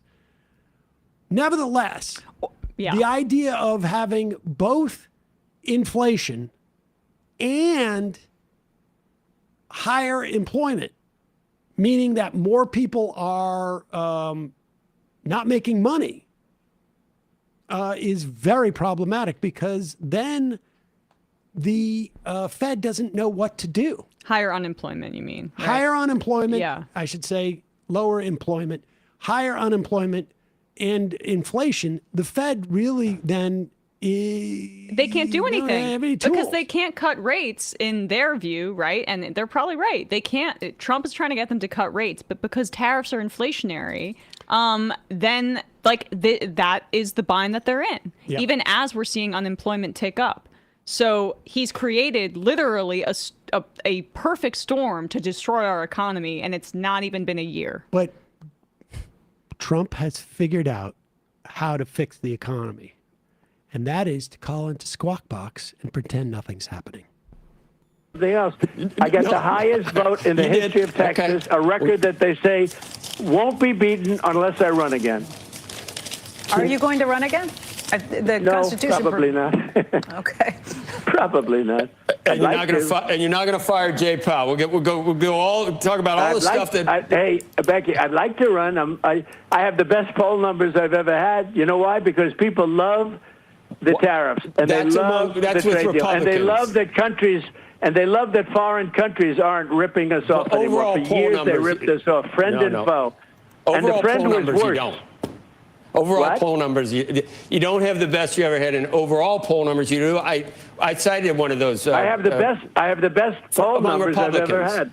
Among I have Republicans. poll numbers where I'm 71%. I have the best poll numbers. Look, Those are among Republicans. You know you've got. No. Among Republicans, I'm at 94 and 95%. No, I'm talking about generally. I have the. Let me put it this way: there was a gentleman on Harry Emden yesterday on CNN. Positive. And he went crazy over I how just well. want to say, like, I don't like that guy. What's the name of that guy on Squawk Box? The Republican? Yeah, Joe Kernan. Yeah. I find Kernan to be an a-hole and a douchebag. But I can empathize because I've had conversations with grandparents before. Yeah. And you keep saying stuff to them and they don't hear you. And then they start to mispronounce things like Harry Memmen. The gentleman on Harry Enten. All right. We've had 12 years now of just old geriatric presidents who do nothing but watch TV, whether it's Fox News or Morning Joe or Harry Empton. Yeah. Just pop up this one. This is Trump's net approval rating on issues. You'll notice that there is a black line that goes across 0. No, that black line is 100%. He was actually above 100%. And you will notice that on immigration, economy, trade, and inflation, there's a little dash before you get to the percentage, and that suggests below the net approval rating. So he's underwater on all of those things. This is using golf rules. 0. It's sad. Yes. He's well, I have a low score. I'm doing it the golf way. And here is where he put up. Do we have? I just sent the overall approval. This his is overall approval Nate rating Silver's is in, aggregator. Is here. Do we have that? Silver Bolton. Yeah. 52% disapprove. 44% approve. I don't even know where. If you subtract 44 from 52, take that difference. It's 8. Add it to 52, add it to 44 twice. No, 3 times. That's how you get to 71. Fascinating. That's Ron Vara's math. Exactly. But all right, let's go back to this grandpa calling into Squawk Box. I have the best. I have the best poll numbers I've ever had. Among I have Republicans. poll numbers where I'm 71%. I have the best poll numbers. Look, those are among Republicans. You know you've got. No. Among Republicans, I'm at 94 and 95%. No, I'm talking about generally. I have the. Let me put it this way: there was a gentleman on Harry Emden yesterday on CNN, and he went crazy over how well Trump was doing. Now, you know, you don't put that on because I think CBS is a shade.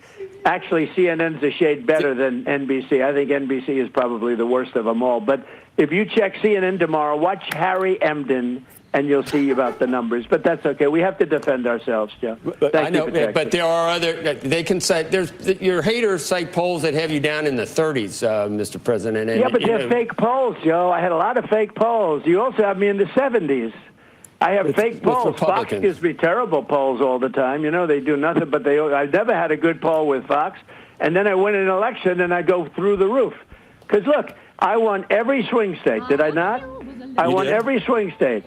Andrew, I won the popular vote by millions of votes. Even though they tried like hell to cheat, I won by millions of votes. I won the counties, and all of the counties. I won 2,750 to 502. And I won the election in a landslide.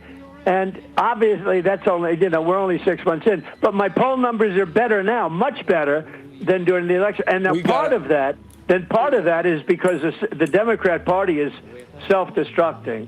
I mean, when you have low IQ people like Crockett.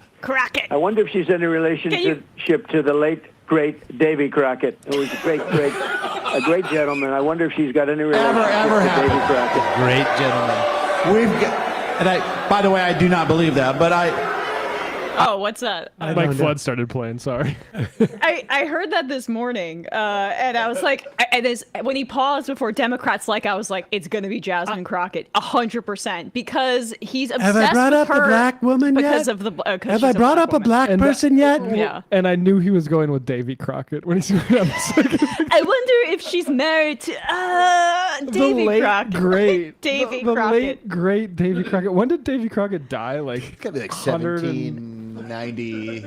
Crockett. I haven't been able to come up with a nickname for her except for Black Lady, and that doesn't have the ring to it. Why does he call her Crackpot Crockett? It's right there. He's losing his fastball. Oh, that is good. 190 years ago, Davy Crockett died. Well, he's making a comeback. People are talking about Crockett. Late great. Why are you against age gap marriages? Also, that Nate Silver. Is that it? Where else does he go? No, that's based. I mean, we could go for a sec, but I just want to clarify, that Got a Daniel Boone chunk. Yeah, that average from Nate Silver is actually way rosier than what the picture is, because it includes things like Rasmussen, which is a junk Republican poll, but Gallup and is probably the best polling in our country, and they have him in the high 30s. Their last poll had Donald Trump at his second lowest approval rating, including his first term, where he bottomed out closer to low 30s. So you never hear this in coverage unless it's an aside like this, and then he gets bullied into kind of just being quiet about it with Donald Trump and be like, okay, because our media is so scared to point out how unpopular this guy is with the rest of the country, because he's intimidating them with these lawsuits and all this other garbage. It's actually a little scary. Okay, whatever you say. Daniel Boone was a man. Has there ever been a more perfect name for a show? Squawk Box. Squawk Oh my Box. God. That guy is just on Grandpa. the toilet. He's clearly in the bathroom. Oh, yes. Keep playing. Crockett. I wonder if she's in a relationship to the late, great Davy Crockett, who was a great gentleman. I wonder if she's got any relationship to Davy Crockett, the great old Davy Crockett. But you have this woman, Crockett. She's a very low IQ person. Somebody said the other day she's one of the leaders of the party. I said, you got to be kidding. Well, I wouldn't say that. no, he once ranked on social media. He was from dumbest to smartest. Crockett dumbest, then it was Ilhan Omar, and then AOC. He's just doing. What do they have in common? Race science from Yes. I mean, that's what Even the Crockett. Well, David Crockett, it's more of an art. Crockett was It's a slave not so owner. much a science. He's making a dig at maybe she's descended from a slave owner and got the last name from him. I think that's what he's doing with the. Do you think so? I think so. Yeah. I mean, Black named Crockett from Texas. yeah. Where did he How'd get that? happen? Where did she get that name? Yeah. Yeah, this guy's. Pull up Harry Emden. Emden. He said it twice too. That's the best. I know. He's completely losing it. But Dementia listen, Don. the bottom line is, all of this stuff is going to shake out over the next 6 months in terms of the economy. At the very least, he's not going to be able to call in and talk about, Jasmine Crockett or Davy Crockett or the 2020 election and how he really won it, or how 6 million immigrants. That's how he lost the popular vote against Hillary Clinton, and on and on. Actually, the 2016 election was the stolen one. Don't you like how it wasn't stolen or rigged when Trump was president? Or it was stolen or rigged when he was president, that election, but it wasn't somehow stolen and rigged when Biden was in power. It's a little weird. It's weird. You don't get it. Daniel IQ Boone was a man. Since we're just talking about Trump, let's just. There's a lot to be learned from Donald Trump at times, and that is appreciation for people who work for you. Where are you going with this? Here's Donald Trump. Oh, God. Talking about Caroline Leavitt. Oh, my gosh. He's just being a good boss and giving positive feedback. That's right. And so credit where credit's due. Here is Donald Trump. Why do a compliment sandwich when you could just do a compliment pastiche? Here we go. But she's on my list. Caroline Leavitt. she's become a star. It's that face, it's that brain, it's those lips, the way they move like she's a machine gun. Is she in the room? She's in the room. She's a star, and she's great. She's a great person, actually, but she's, I don't think anybody has ever had a better press secretary than Caroline. She's been amazing. Mr. President, thank you, but she's on. He also talks like he's had a mini stroke there, too. Dementia. Yes. He has The way real her health lips issues. move. He's got real issues, health-wise. One can I'm just saying. One can have aspirations. I mean, maybe Let me just say Caroline Levitt should just walk into the room. He might get so excited that he might keel over and save us all a bunch of pain as a country. She's a star. This She's woman a who's star. A spokesperson of a country that's arming a country starving people to death. What do you think the White House HR department is like? Do you think that they just set up a Halloween skeleton in an office and call it a day? I think it's probably where you get your pills. I was just gonna say that's exactly. No, they just have a Botox doctor in there to juice people up. All right. It's been a while since we heard from Brett Weinstein. He apparently is still allowed to do his show, which is nice that they're allowing him to do that. And he's still doing it with his wife, Heather Hying.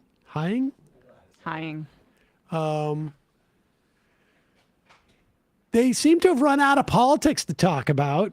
So they're talking about the telepathy tapes, which is a podcast. And here is his little piece on this. And final question, comment, recommendation is, I know you guys will probably think it's nuts, but please suspend your disbelief and check out the Telepathy Tapes podcast. You really have to start from the beginning, though. There's stuff about animals in there, and I found it profoundly inspiring, thinking about how it might shine a light on how animals really communicate.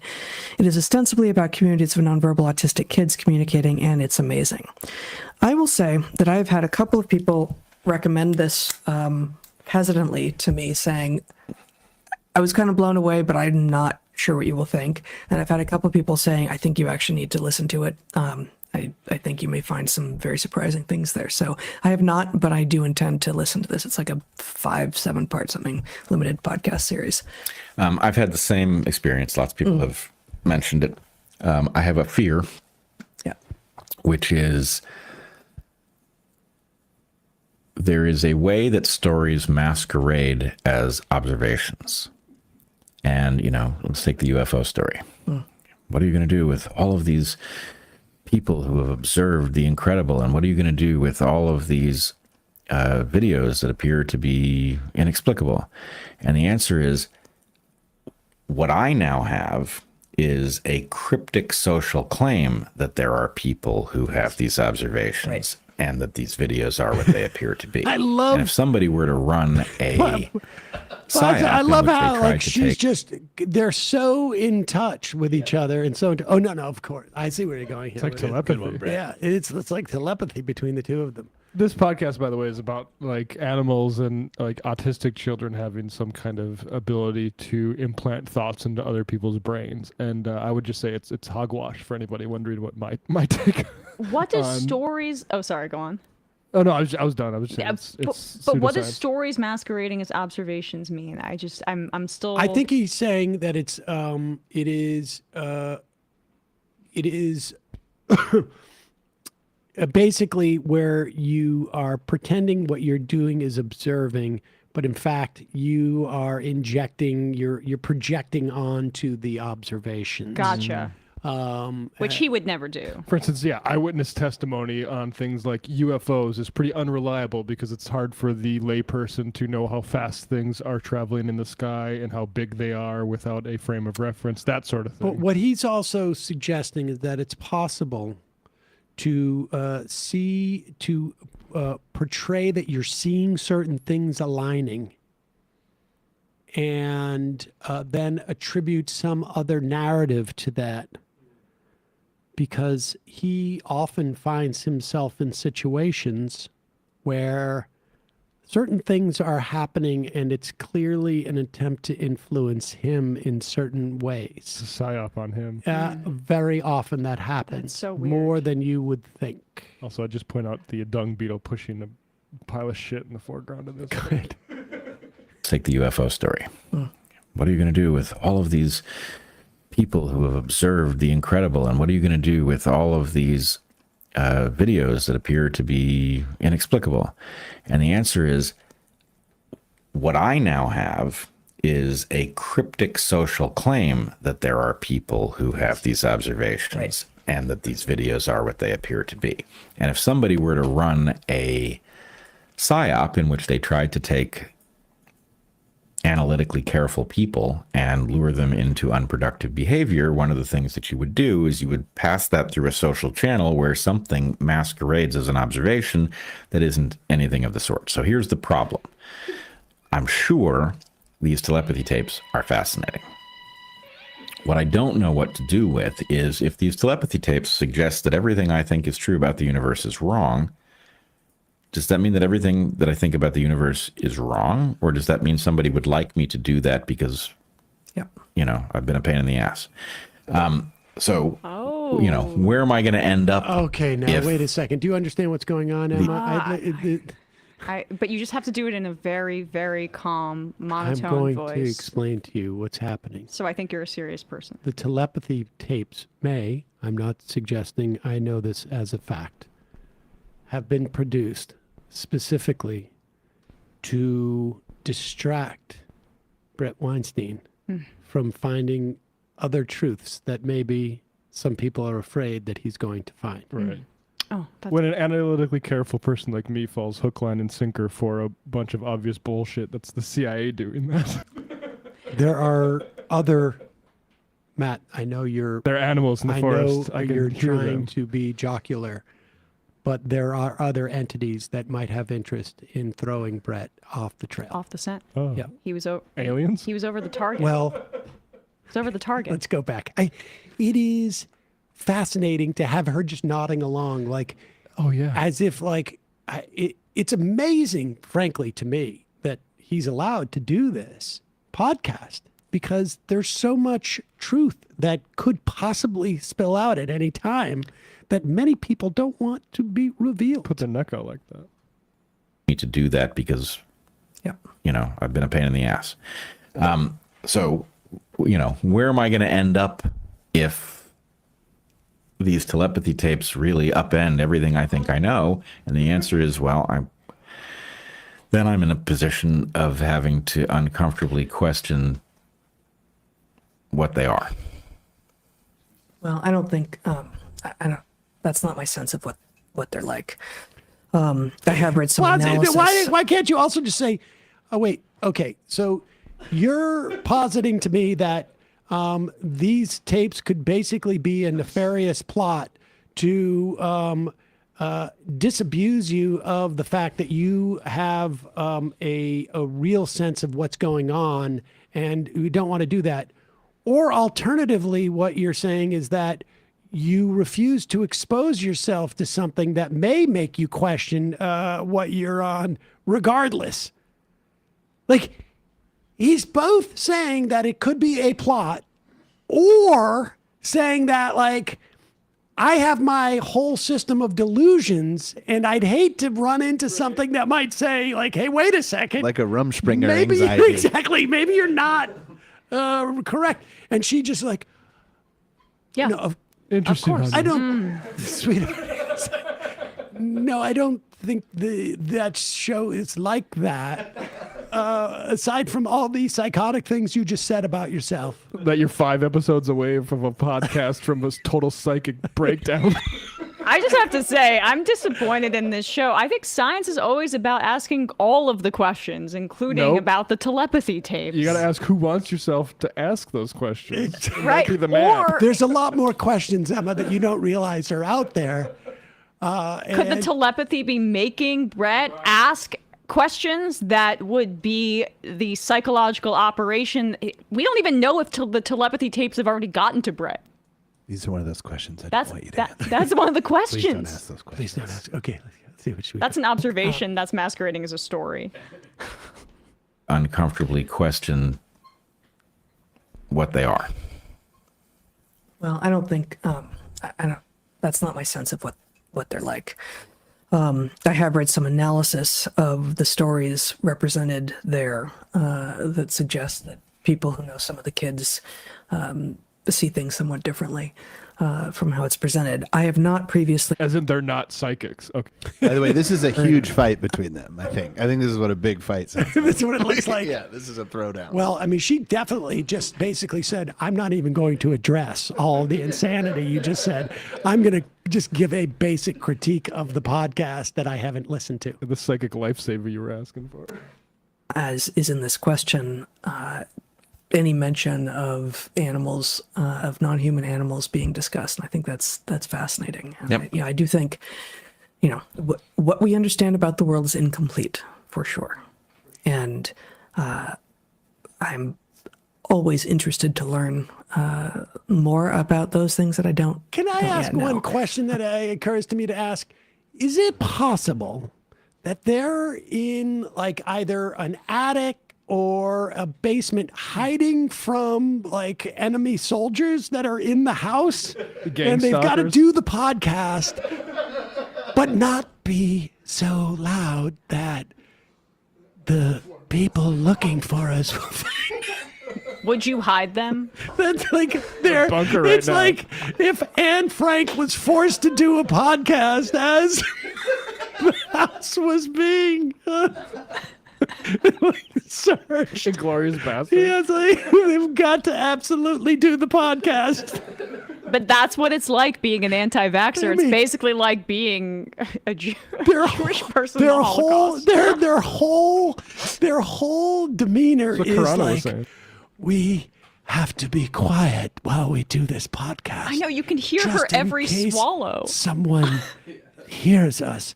They have definitely processed the mics so that their voices are somewhere down around the Howard here. Stern. Yeah, exactly. Yeah. Good. I have had them highly recommended by someone who I trust in many regards, but who says, obviously they're true. And I think that is not a good starting point to get someone who finds skepticism a more valuable trait than either faith or cynicism to get them to embark on this. So, I haven't listened, even though they've been out for like months now, a year maybe, in part because there is so much baggage associated with them. But I don't think the risk is like what if they reveal that the world is not as it seems? Like I don't think that's where it's going to end up. Don't know. I worry about a lot of the He's stories. so upset that she totally ignored everything you said. It's melodrama. You didn't address what I was saying about the forces that were trying to throw me off the trail. Brett, I think you can handle a goddamn podcast. You don't seem to realize that I'm the center of the universe. I want that one more time. Sorry. Brett, you don't have the mental flexibility to listen to 5 episodes of a podcast without your entire world come crashing down. Ads interstitially placed. Well, it's a podcast about autistic children, and you're afraid that your entire worldview is going to change overnight. I don't know. You need to talk to how somebody. Let's get that one more time. Reveal that the world is not as it seems. Like I don't think that's where it's going to end up. Don't know. I worry about a lot of the stories that appear to change everything that we are now effectively socially expected to accept, and maybe it's time for the the music right not to process it. Now, It looks like there's a waiter off frame. Like, so do you want drinks or not? So are you guys gonna eat, or I mean, are you waiting for somebody else in your party? We had 2 different people at the exact same time on the IM go, Cult Dog, Batshit Crazy ASMR, Dave Rubin's Lab Coat, Brett Weinstein podcast can be described as crackpot ASMR. Oh my God, Brett, I would like to believe that you're not. Oh, we still have the Dark Horse logo. We're giving them real advertising. We've got to be very careful about that. Please don't scream at me. Please stop. Brett is 20 minutes of pseudoscience away from a complete psychic meltdown. Oh my God. Well, I just don't like to have to listen to things that purportedly will tell me something about the existence that is different than I have imagined it. I don't have the ability to, as a scientist, completely address that. Yeah, completely deconstructs my entire thought process. Don't want any new information to hit my brain, particularly if it might be information that is wrong, but I would believe it. Traps abound. Traps abound. That is. They just got off camera and screamed. Wait, Bidet at Drying pillows. fans, did you cover Trump walking on the roof of the White House? Yeah, I saw that. Is that real? Who cares? Yeah. You know, He's inspecting the ballroom that he's building or something. When I first, where he was lost. When I first read that, I thought it was a joke about. I thought I was just about to ask somebody, like somebody had said that earlier, like, are you suggesting that Trump's on the roof of the White House or something? And that was a joke told in Capricorn 1. Did you ever see that movie? No. Oh, you never saw that? Starred OJ. And a guy's climbing up. It's a conspiracy theory thing about the whole man on the moon was faked. And guy is one of the astronauts escapes. Mm-hmm. Or they escape, and he's climbing up a hill, and he's telling this whole story to himself because he's getting blurry about how he called his brother, and the brother just blurted out. He said, "How's my cat?" And he just said, "Oh, the cat died." And he said, "Like, you don't do that. You come up with a story. You say the cat guy, I was feeding the cat, and it went out the window, and then it climbed up the side, and then it climbed up onto the roof, and it fell off, and that's how you tell your cat died." And he said, "How's mom?" "Well, I was feeding."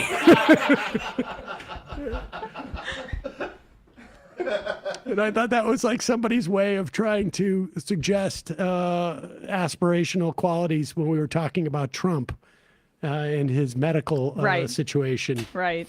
And people were being circumspect. Right. He's up on the roof. I mean, who cares? Why do we care? It's just weird, but I don't. I would say why I care, but I think it would be illegal. Mr. President, Yeah. what are you doing up there? Come down and talk to us. What are you building? Oh, they're building, incidentally. Turn this off. I don't care. After paving the Rose Garden over, literally paving the Rose Garden over, they're building a massive ballroom. Yeah. That, as far as I can tell from the depictions, see if you can put that up there. As far as I can tell, are like 3/4 of the size. The ballroom is like 3/4 the size of the actual White House. Yeah. Look, I mean, I'm not sentimental about this kind of thing, but like, this is a bit of a desecration, as Trump would say. The ballroom is going to like fundamentally change the look of the White House. I just like, we are really on the nose with the Gilded Age crap. It's like Versailles. Right? Like all those like the Vanderbilts and stuff, all those like Newport mansions that are just insane manners where they imported all this crazy stuff from Europe. That's what he's trying to replicate here. We're in like the pre-1930s tariff thing. The wealth concentration is very much like that. Ugh. It's also, he just has horrible taste. That's also the part of the problem. I almost want to take a phone call or two. All right. 646-257-3920. 646-257-3920. Canada Goose says, left NIMBYism strikes again, eh? Yeah, we don't want the building on the... Why does that sound like that? Trump's embracing abundance with the ball. Bingo building this dango. ballroom. It's going to be named something like the Make America Great Ballroom. Can't wait for him to make gold fringe and gold tassels officially part of the American flag. Nom Dennett. Dear Bradley, Emma, Matt. I guess this person has not listened to the show in a while. But not, and last but not least, Sam. Today at 7:15 p.m. Eastern, or August 6th at 8:15 a.m. Japan time, marks the 80th anniversary of the atomic bombing of Hiroshima. With talk of building nuclear reactor on the moon and genocide of Palestinians, this anniversary remains important. I would like to quote co-chairs of the 2024 Nobel Peace Prize winner, Nihon Hidenkyo, Japan Confederation of A and H bomb sufferer organizations. I was expecting the prize this year would go to people working for peace in Gaza, he said. The nuclear superpower Russia threatens to use nuclear weapons in its war against Ukraine, and cabinet member of Israel in the midst of unrelenting attacks in Gaza, Palestine, even spoke of the possible use of nuclear arms. All of these struggles are interconnected, whether debate on nuclear waste sites on Turtle Island, the threat of nuclear weapons against Palestinians, Ukrainians, or the ongoing, often forgotten conflict between India and Pakistan and more. Thank you for taking time to read this. I am. On Wednesday, we're going to have on the program Greg Mitchell, who we've had on in the past, who his documentary on the 80th anniversary is playing on PBS right now, I believe. The Atomic Bowl. And we will talk to him about that. Calling from a 567 area code. Who's this? Where are you calling from? My name is Thomas, and I'm calling from the heart of it all. Thomas from the heart of it all. Yep. Okay. What's on my your country is the world, and my religion is to do good. I'm very happy to hear that. What's on your mind? You started the fun half by talking about jobs. Okay.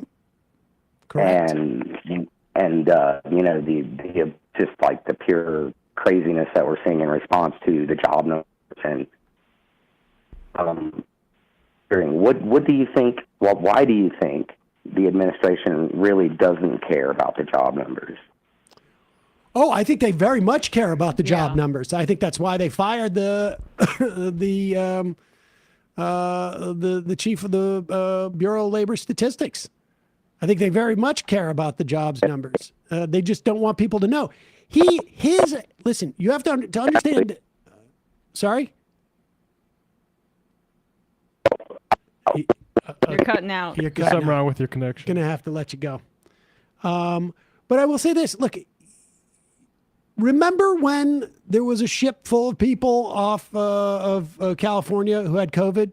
Yeah. He said, the question of testing, if we don't test for COVID, there's no COVID numbers. I mean, in our daily lives, what's going on with the job numbers? I mean, it informs us, right? Like, do I feel confident in quitting my job? Am I aware, part of that is influenced by when I went to work today, I saw 3 help wanted ads. But for businesses and for other agencies, and knowing what's happening in the economy is very important. For us individually, it's important for us to know. But a lot of that is like sort of a function of our own personal experience or the experience of our friends. And we just assume maybe that's isolated unless we have national numbers that say there's no jobs. If there's no national numbers, it becomes less of a political issue. That's what Trump's thinking is. Well, ADP is going to come out with their numbers, I think, in the next few weeks or so, and it'll be interesting to cross-reference it with what the Bureau of Labor Statistics put out. but that was well, ADP often diverges, right? But but my point is like that's what we might be if Trump gets his way, we have to resort to privately aggregated data on this, basically. Well, we would have to. I mean, there's a bunch of different things I've read about how people could go about getting these numbers. Obviously, not as efficiently, and even the Bureau of Labor Statistics, they estimate it. It takes 2 months for actual raw, real data to come in. Right. But it's important enough to know these numbers for people who are like, am I going to quit my job? Is my small business going to do measurably worse because people are losing their jobs and people aren't going to come and buy as many cakes from my bakery or whatever it is that they estimate. But so they care about the numbers. In fact, I think they care about the numbers more than they care about anything else, the representation of it. Trump cares about the PR more than anything. Like the people in the actual jobs. Exactly. All right. Final call. Well, no, maybe not. Calling from a 216 area code. Who's this? Where are you calling from? Hi, my name's Steve. I'm calling from Aurora, Colorado. I'm calling just to briefly talk. I saw, do you guys remember from Medi's Surrounded from Jubilee, that one DACA recipient that became far-right conservative? Yeah, I think so. Another group had that guy on to talk, and his story of how he became a far-right conservative kind of sort of boiled down to he was bullied when he first got to America, and then he found Christianity, and it drove him in a Christian nationalist direction. And he would also refer to himself as a wetback, which was pretty surprising to me, as that's a slur that should be derogatory. And it was just pretty surprising to me, the sort of joining the group of people who would bully him as a form of like empowerment. And I don't understand that logic at all. You sort of just laid it out. Yeah, empowerment. If you can't escape shame, it's a lucrative kind of thing for people to not literally lucrative in the sense, but it is empowering, right? I mean, do you want to be bullied or be the bully? Yeah, it's just kind of surprising to me because he's joining the people who bullied him, and you would think you would not want that, but sometimes the fear and the trauma associated with being bullied is so great that you would rather be the bully. That's why Grindr crashes at every RNC. Yeah, I mean, honestly, that was our big claim in FUBAR was the self-hatred. Like, this guy comes there, he's internalized the hatred and animosity towards him as an immigrant, and then the self-hatred projects out. And it is a way of assimilating. I mean, it's really, honestly, is probably far more prevalent than you would imagine. It is not, I don't think it's the typical response, but I don't think it's that atypical. Let's put it that way. And I know of families, and I appreciate the call. I know. Thank you. Of families, particularly like, a friend of mine, the parents, well, they're Puerto Rican, but they were big Trump supporters because it was a way of, at least, this person thought that their assumption of their parents' behavior was a function of wanting to feel American. And the sort of, to the extent that there was any self-consciousness about not being American or some concern about not being real American, they adopted the sort of most real American disposition they could have. I mean, so that's well, what- it's about assimilation into whiteness too, and like that is yeah, and it's a political more than a biological reality. Yep. I highly recommend the Ezra interview with Mahmoud Khalil. His heroicism is undeniable, and he pushes back a bit on Ezra's both-sidism regarding anti-Semitism at Columbia. No, it's good. I have a cynical reaction to it because, like, you know, if people can go back and listen to Ezra's conversation with Ta-Nehisi Coates, and he had a very different posture in that interview than now, when it's a lot easier to do so. So I think take note of podcasters and media figures that said things when things were hard as opposed to when it's easy. Like, for instance, saying Netanyahu was above Hamas because he doesn't target civilians. Plastic oceans. Couldn't you get a decent sample size for jobs numbers from states' data? Yes, you could. You'd have to assemble it. And I don't...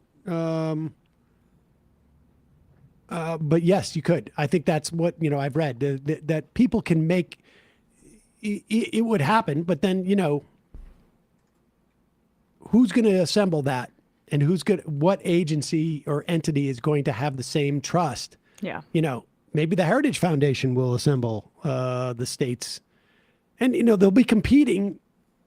The Heritage Foundation will do it. Maybe some other organization will do it. And then there's now 2 jobs numbers that come out.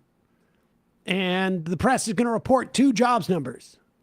And so we're not going to, it's going to devolve into tribalism around these numbers. It's a problem. Well, isn't this the libertarian ideal? You can just have 2 private entities come up with numbers, and then there can be some sort of tribunal where there'll it's be a figured third out. private entity which would decide between those 2 private entities. Everybody will have their own jobs numbers. Yeah. All right, final call of the day. Calling from a 512 area code. Who's this? Where are you calling from? Hello, is this me? Yes, it is you. Oh my God, I've been trying to call into the show for like a year.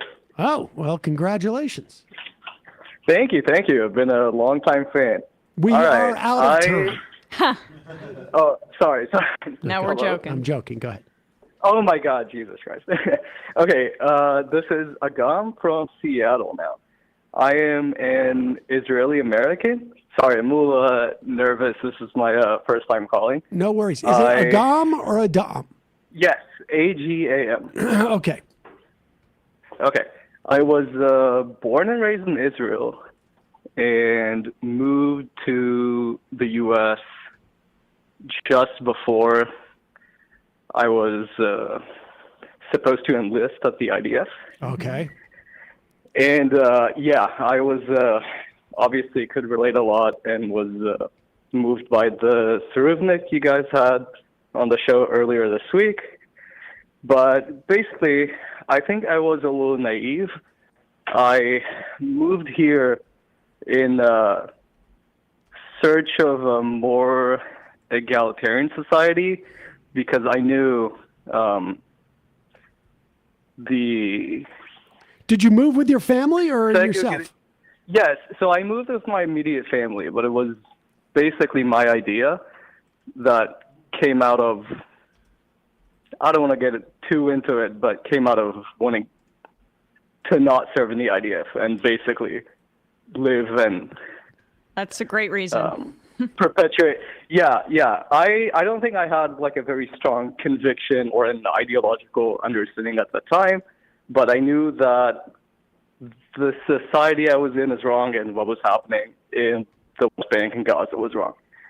And that was the only avenue I saw at the time, and I have family here, so I convinced my immediate family to move with me. Oh, that is good for them. Yeah. Yeah. Thank you. And I basically got all of my siblings to not do the IDF as well. And I've been incredibly disappointed because for whatever naivete I had at the time, I thought I would move here to escape Israel. And in some ways, I did not escape Israel at all. I mean, seeing how even here, one of Washington's senators voted against the Bernie Sanders resolutions to block offensive aid to Israel. Mm-hmm. And yeah. Did you say you're in Washington State? Yes. So it's Right. Maria Cantwell, I believe. Yeah. What? How long have you been in? Let me ask you a couple of questions. One, where were your parents born? And B, how long have you been in this country? So both my parents were born in Israel, as well as half my grandparents. I mean, the other half are from Russia originally. Okay. And I've lived here for just over 9 years. So what was your, have you had like extensive conversations with your parents or grandparents about sort of the about Zionism and about the sort of evolution or trajectory of the country? Yeah, so it's actually very, very interesting to see the generational dynamics. So all of my grandparents are obviously hyper-Zionist, and I mean, they all moved there from abroad. And basically, most of my extended family lives either here or in Canada. And my grandparents had, after World War II, had the choice to either immigrate elsewhere or to Israel. And they obviously chose Israel, hence I was born there. And I don't think that kind of ideology is movable, especially at that age. Yeah. Which is what you see in this country as well, with the older Jewish people. Yeah.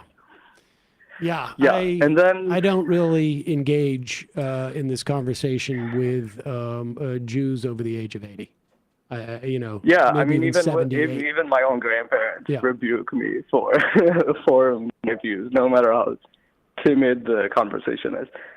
But I will say my parents were far more receptive. Even if they hold this like kind of liberal Zionist view, they would be on board with basically an arms embargo or some kind of a forced ceasefire, which makes sense for their views also. But I will say my parents were of tremendous help for both getting us all out of the country and specifically getting me out of the IDF. It's a fascinating story, and I appreciate your calling. Yeah. I mean, Thank you. Go ahead. No, I just, when you say that it's been hard to escape Israel, which is, I think there's like some symbolism in that.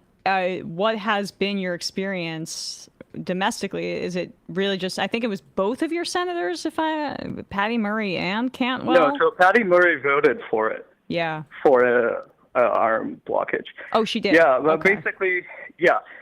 basically, I pretty much since the age of like 13 made it my life's mission to get out of Israel because I hated everything about that society and how radicalized it is. And what do you think? What was it that made you have that reaction? Was there an incident, or was it just like I was talking to my wife about it a few days ago. Actually, she asked me that. And I think there is a general, because there is a very high sense of community in Israel. Everyone is closer to each other, for lack of a better word, than in Western countries. But it's kind of a nationalistic community feeling. It's a bonding around the betterment of Jewish people. There's an ethnic supremacist or a Jewish supremacist undertone to the community feel. And it's kind of a precondition to most relations you can make in that society. That has been my experience. And I just have in my core a kind of a egalitarian view. It doesn't mean I love everyone, but I want to treat everyone the same.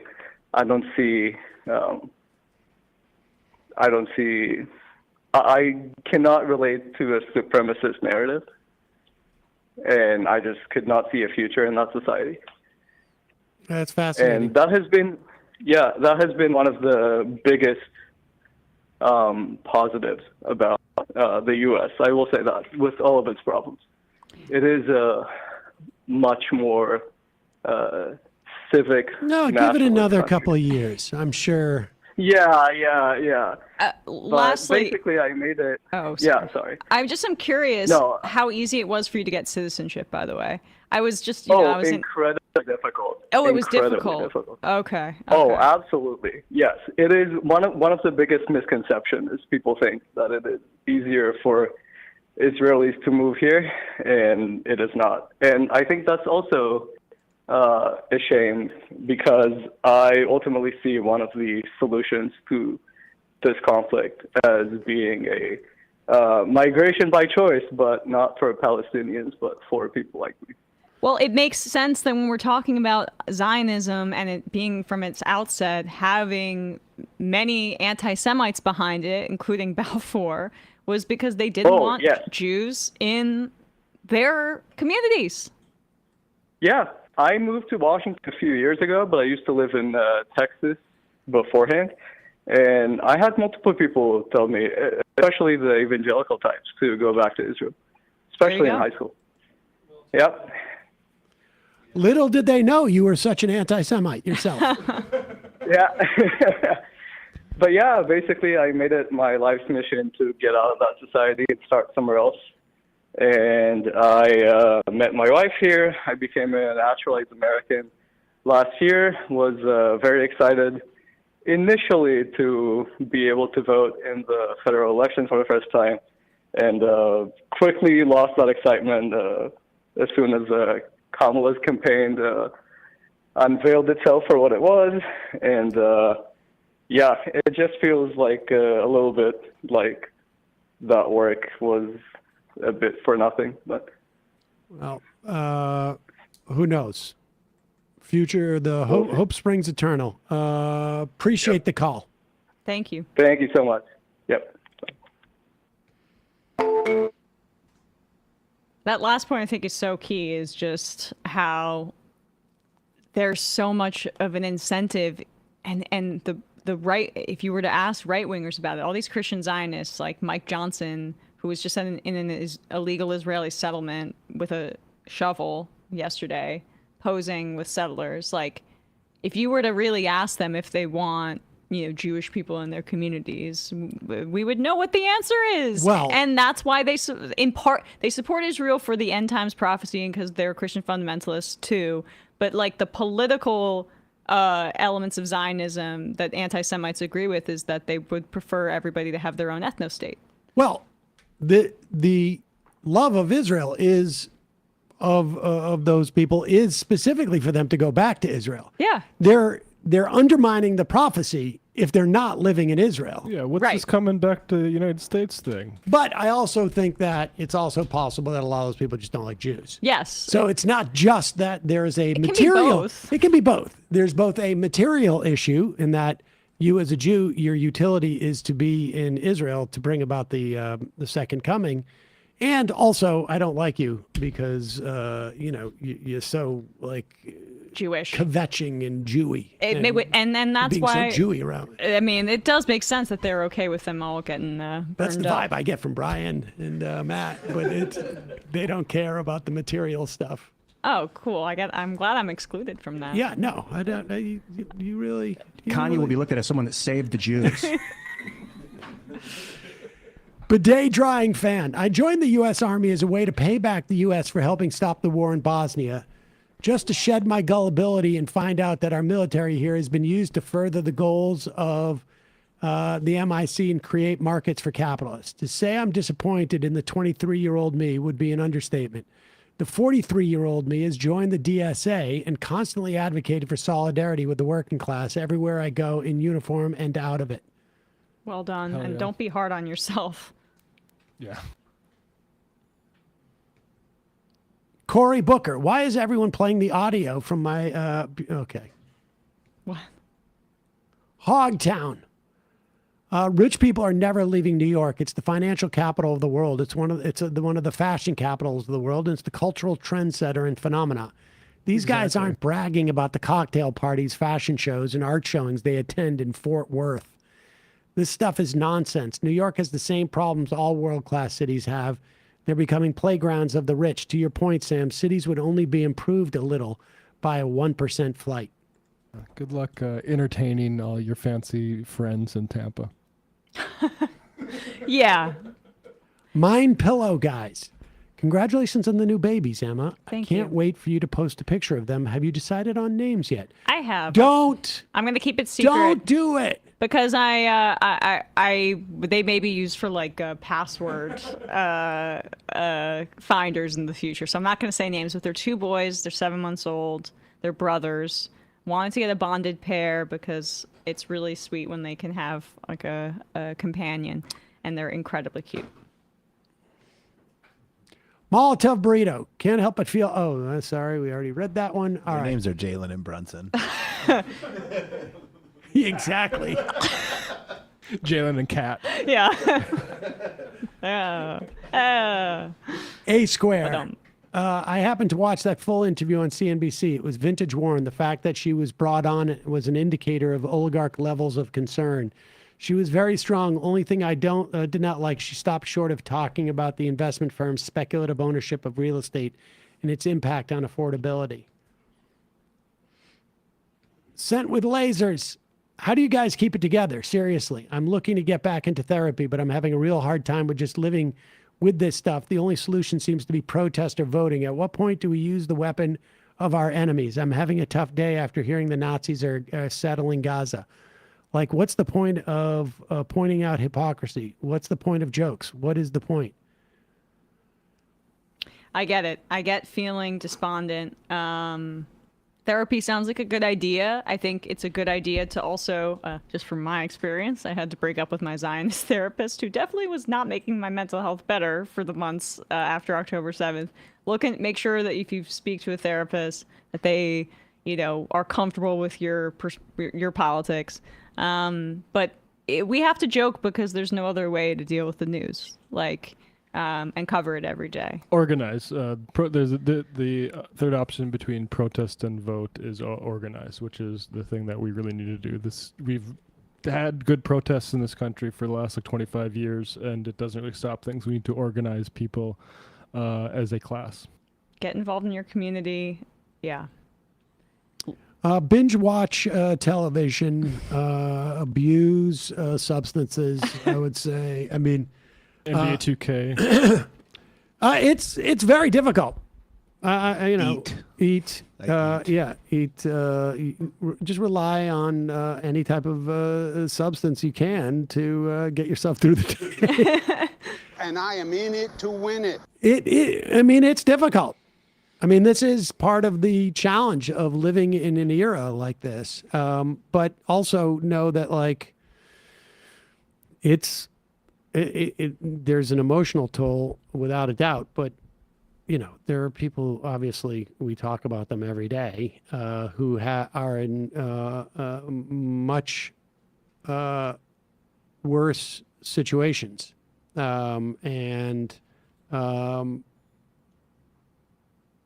I think that I suspect that on some level, we owe it to people like that to, at the very least, be able to go around and appreciate the things that we do have. And the way that Palestinians look at people who were, say, protesting our government with that kind of gratitude, that it'd be better to take over Washington D.C. with a giant militia, but that's not going to happen. So this is as much as you can do. All right, 2 more, and then we're out of here. And attitudes have changed on that. Just Without a doubt. Yeah. That's the thing, is that at the very least, there is movement in the American public.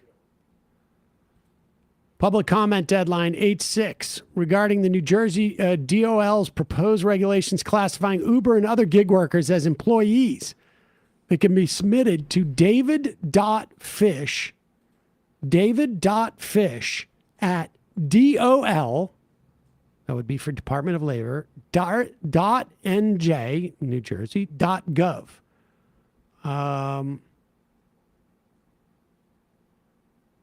So public comment deadline is tomorrow.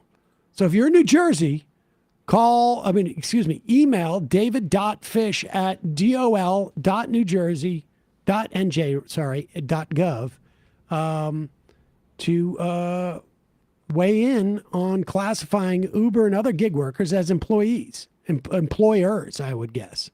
Oh, no, I'm sorry. Uber and gig workers as employees. All right, and the final IM of the day, David from Tall Inn. I've cracked the Trump logic. There are millions of voters. I won the election of those voters. Therefore, I won by millions of votes. QED. Matt, Ryan, Emma, great job today, folks. See you tomorrow. It might take all the strength I got to get to where I want, but I know somehow I'm going